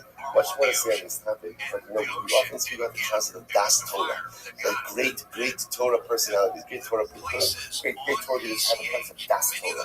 What's Das Torah? Das Torah doesn't know that Talmidei Chachamim know everything about everything. So what it means is that sometimes when a person is heavily steeped in a life of Torah and spiritual development, connection to HaKadosh Baruch Hu, constant growth, they understand the world in a certain way and see things with a sense of clarity that sometimes the best of us don't. The concept is often misunderstood to mean like that you should ask Rabbi about everything, that the answer to everything. No, right? You should usually ask doctors medical questions, right? Ask doctors medical questions, ask accountants, financial questions, ask lawyers legal questions, right? That's good things. But the concept of Torah that just means like this sometimes when a person is connected, when you're hooked into that, this are all as I say. When let's just amongst friends. We know, right? If I am in touch with my learning, I'm in touch with my learning, right? I'm good. I'm a cheer. I'm learning. I'm steiging. I'm attentive. I'm tuned in, right? When the shear is over, or again, it doesn't be a shear, chavrusa, and like I'm plugged in. I'm checking the box. I'm really plugged in. You close the Gemara or whatever sefer you're learning, and you feel different. You feel different. You have a certain clarity about life, whether it's clarity in your marriage, clarity with your kids, clarity in your career. You have a certain clarity. That's a shtick. That's the shmini shebishminis of that Torah. When you're plugged into Torah, you understand the world and life in a different way. Conversely, we know when I'm not, when I'm missing shit, I'm missing my kabusa, so I'm not, I just feel different. Everything feels different. That's because I'm not plugged in to the source. So therefore, Sota Shem Lireya, just again, so that feeling that all of us feel, right, when we're into our learning and we're on and we're there and we're plugged in, so amplify that, by 100, that's what great Torah scholars have. So that little bit of clarity that we've had after our own episodic moments of spiritual connectivity is exactly what people are going to come and feel amplified often every day of their life because they're constantly and actually plugged in. That's the concept ultimately of that. So as Gemara says, maybe Rav Nachman just knew. He just, how did you know? Because he knew. Because when you saw this, was incredible. So Gemara goes back there. No felt the Charev, who died by Storm Yoshio. Yksiv, Vayora, Amorim, Amalek, Yoshio. So let's say, this is by the way, this is when Yoshio was killed by Paro Necho, who was the king of Ashur, right? This is where again Assyria, Ashur wanted to Paro Necho wanted to lead his army for Eretz Yisrael. Not start war, he just wanted to bypass Eretz Yisrael. And Yoshio was so convinced of people's righteousness that he refused to allow a foreign army to march through. He made a mistake. And ultimately, again, he loses his life because obviously by refusing entry to Paro Necho, that was a declaration of war, and he was killed. And the Gemara says he was killed by archers of Asher B'Amram Yehuda Marav. He was pierced by so many arrows that literally, again, his body became like a sea. Also, what I just point out, if this sounds a little bit familiar, this is on Tisha B'Av morning. This is one of the most authentic keynotes that we know that trace themselves back to Churban Bayis, Vayikonim Yahu Al Yoshio. It's one of the oldest keynotes that we have tracing back to the Churban. Okay, so one of those like who was lacking bread, the Yichanya, the Ksiv, the Aruchaso, Arucha Kamil Nas Nolo. Okay, because we learned about Yichanya, a couple of days ago, like Yichanya exiled by his Rishon. I'm Rabbi Yehuda. So again, so just by the way, just to kind of reconnect us. So Yoav says to Shlomo, you can't do both. Right? In other words, that you can't go ahead and execute me, you can't execute me, and also go ahead and have me receive the curses. So if you're going to execute me, then you're taking the curses upon yourself. Shlomo orders him to be executed, and apparently he's going to the curses upon himself. So we'll say it's something amazing. So we'll say, by the way, let's leave this. This is what people say. This leads people to say the following saying: top of night test, Tehei Lota or Lo Tehei Lata. Better to be the one who is cursed than to be the one who curses. Why? What does it mean? When a person delivers a curse, unfortunately, sometimes it's only a matter of time until that curse boomerangs back on you. So David HaMelech delivered a curse to Yoav, and again, a justifiable curse. But at the end of the day, he cursed another Yid, and what ended up happening? The curse boomeranged back upon him in his son. Take a look at Rashi just for a moment. Rashi says,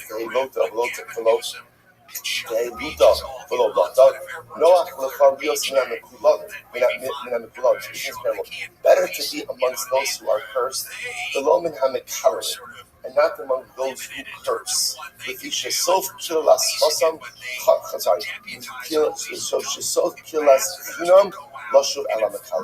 the curse has to be a boomerang back.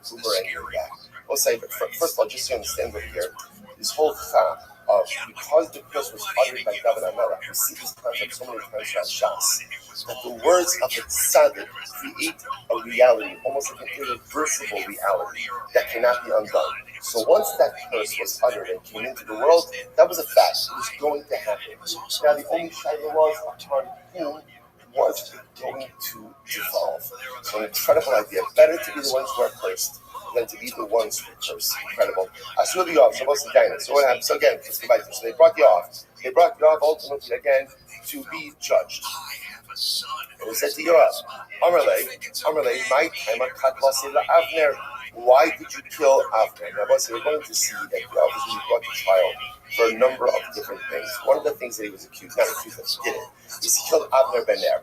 Okay, so we'll say a lot of these stories are just so complex because they occur during a complex time in Klal Yisrael's history, the transition of the monarchy between Shaul and David. So Avner ben Ner was one of the generals, the primary generals of Shaul. When Shaul died, he supported Shaul's son Ishbosheth in the monarchy. But then Avner ben Ner has a change of heart. And he decides that, you know what, David is the future of Klal Yisrael, and David offers him a peaceful transition over to his side. David is not interested in war with anyone within Klal Yisrael. So he offers him Yoav. Now remember, Yoav, who was a general of David HaMelech, had a profound distrust for Avner, and he was raged that David HaMelech offered him to spare his life and offered him a position in the army. He just couldn't believe it. So he killed Avner.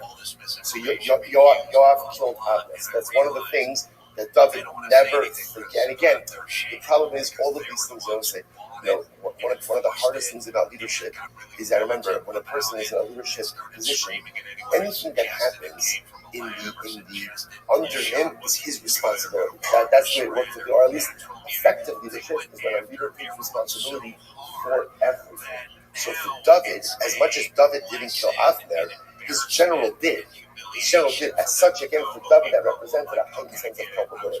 So therefore, Yoav is judged killing. So they ask, number one, why'd you kill Avner? Amalei, Goal Hadam Da'asal. Because Avner killed my brother Asal. Killed my brother Asal. Which is true, right? We'll see. When we killed my brother Asal, therefore I'm a Goal Hadam. So the Gemara says, come on. Asal wrote the father. Yeah, do you know why Avner killed Asal? Because Asal was running after Avner to kill Avner. This was war. He was running after Avner to kill Avner. So yeah, Avner killed Asal in order to save his life. So I understand. Avner had to stop Asal in some way, but he could have injured him, could have maimed him, right? Right? I don't know, whatever, hurt him in the leg, or give him some type of injury that prevents him from pursuing it, but you didn't have to kill him. So I'm really lo yachol. When someone's pursuing you to kill you, you often don't have the luxury of trying to figure out how can I injure him in order to stop him. You just have to stop him. You have to stop him. You stop him. So Yoav said it doesn't make any sense. I'm like, hashtag, the dolphin chamishis kiva, like this is, Vayakeu Avner ba'acharei achomis ela chomesh. So listen to this. So Yoav said, I don't buy it. Because if you look at the way that Avner killed Asal, he killed him in a very specific way. He killed him with a strike of the spear underneath the fifth rib, right? It's a very precision strike. Now, why would you strike someone under the fifth rib? The makom shemara v'kavei tiluyu. Apparently, it's the area where the gallbladder and the liver intersect, are next to each other, so you can get them both in one. It's a death blow. So Avner says, come on. A skilled soldier who can deliver such a precision strike to someone who's pursuing them underneath the fifth rib, and you're telling me that he couldn't just injure him to stop him from pursuing him, he had to kill him like that? I don't buy it. Therefore, Yoav says, I was justified in killing Avner, because at the end of the day, Avner killed my brother. I'm the Goal Adam. I had a right to do that. Amalei, Neza Avner. Fine. So Bezin said, fine, let's leave aside Avner. Let's move on to the next thing. My timer, Amasa. Why did you kill Amasa? Like you said, Yoav killed a lot of people. Hey, why? So fine, even if you have a good argument for Avner, why did you kill Amasa? So Amasa, first line, Amasa, it's very simple. Amasa defied the king. Amasa defied David. Now, we'll say the halacha by Mor b'malchus is execution. By the way, there's no judge and jury. If you defy the king, you're done. I often thought two things I think are going to be an interesting adjustment when Hashem and Mashiach comes. So number one, there's one Beis HaMikdash. Somebody says, right, this is very important, right? There's not like the young Israel of the Beis HaMikdash, right? The Agud of the Beis HaMikdash, Chassidish Beis Hamikdash, the Litvish Beis Hamikdash, Ashkama Beis Hamikdash, Lightning, Karabakh Beis Hamikdash. There's one Beis Hamikdash, and it's going to be fascinating and beautiful and incredible to see how Klal Yisrael gets his act together and is able to exist under one roof. The other thing is going to be our adjustment to a king. It's going to be a big adjustment. Because let's say, you understand, we are very used to different leadership models, where often leaders really make suggestions, right? Much more than decisions. And let's say the king and a monarchy, whatever the king says is what you do. And if you defy, the punishment is death. That's called Marba Malchus. And again, there's no appeal, there's no but there's no but. But 1 second, this is my king. Just such a 2,000 years we haven't lived with a king, and we've lived in different kinds of countries, especially now, like democratic societies where it's easier. But a king is an absolute authority. Now again, we saw before, it's not totally absolute. There's a checks and balances for the king as well. But for myself, when the king says something, the king says something. So therefore, again, Yoav says, I killed Amasa. He says, Marba Malchus, what did he do? Listen to this. It says, how's it issue the king said to Amasa, I need you to gather everybody to me in 3 days. So Amasa went to gather people of Yehuda, and what happened? And they were delayed. It wasn't 3 days, it was more than 3 days. So what happened? So therefore, Yoav said, Amasa did not comply with the order of the king, and therefore, again, he deserves to be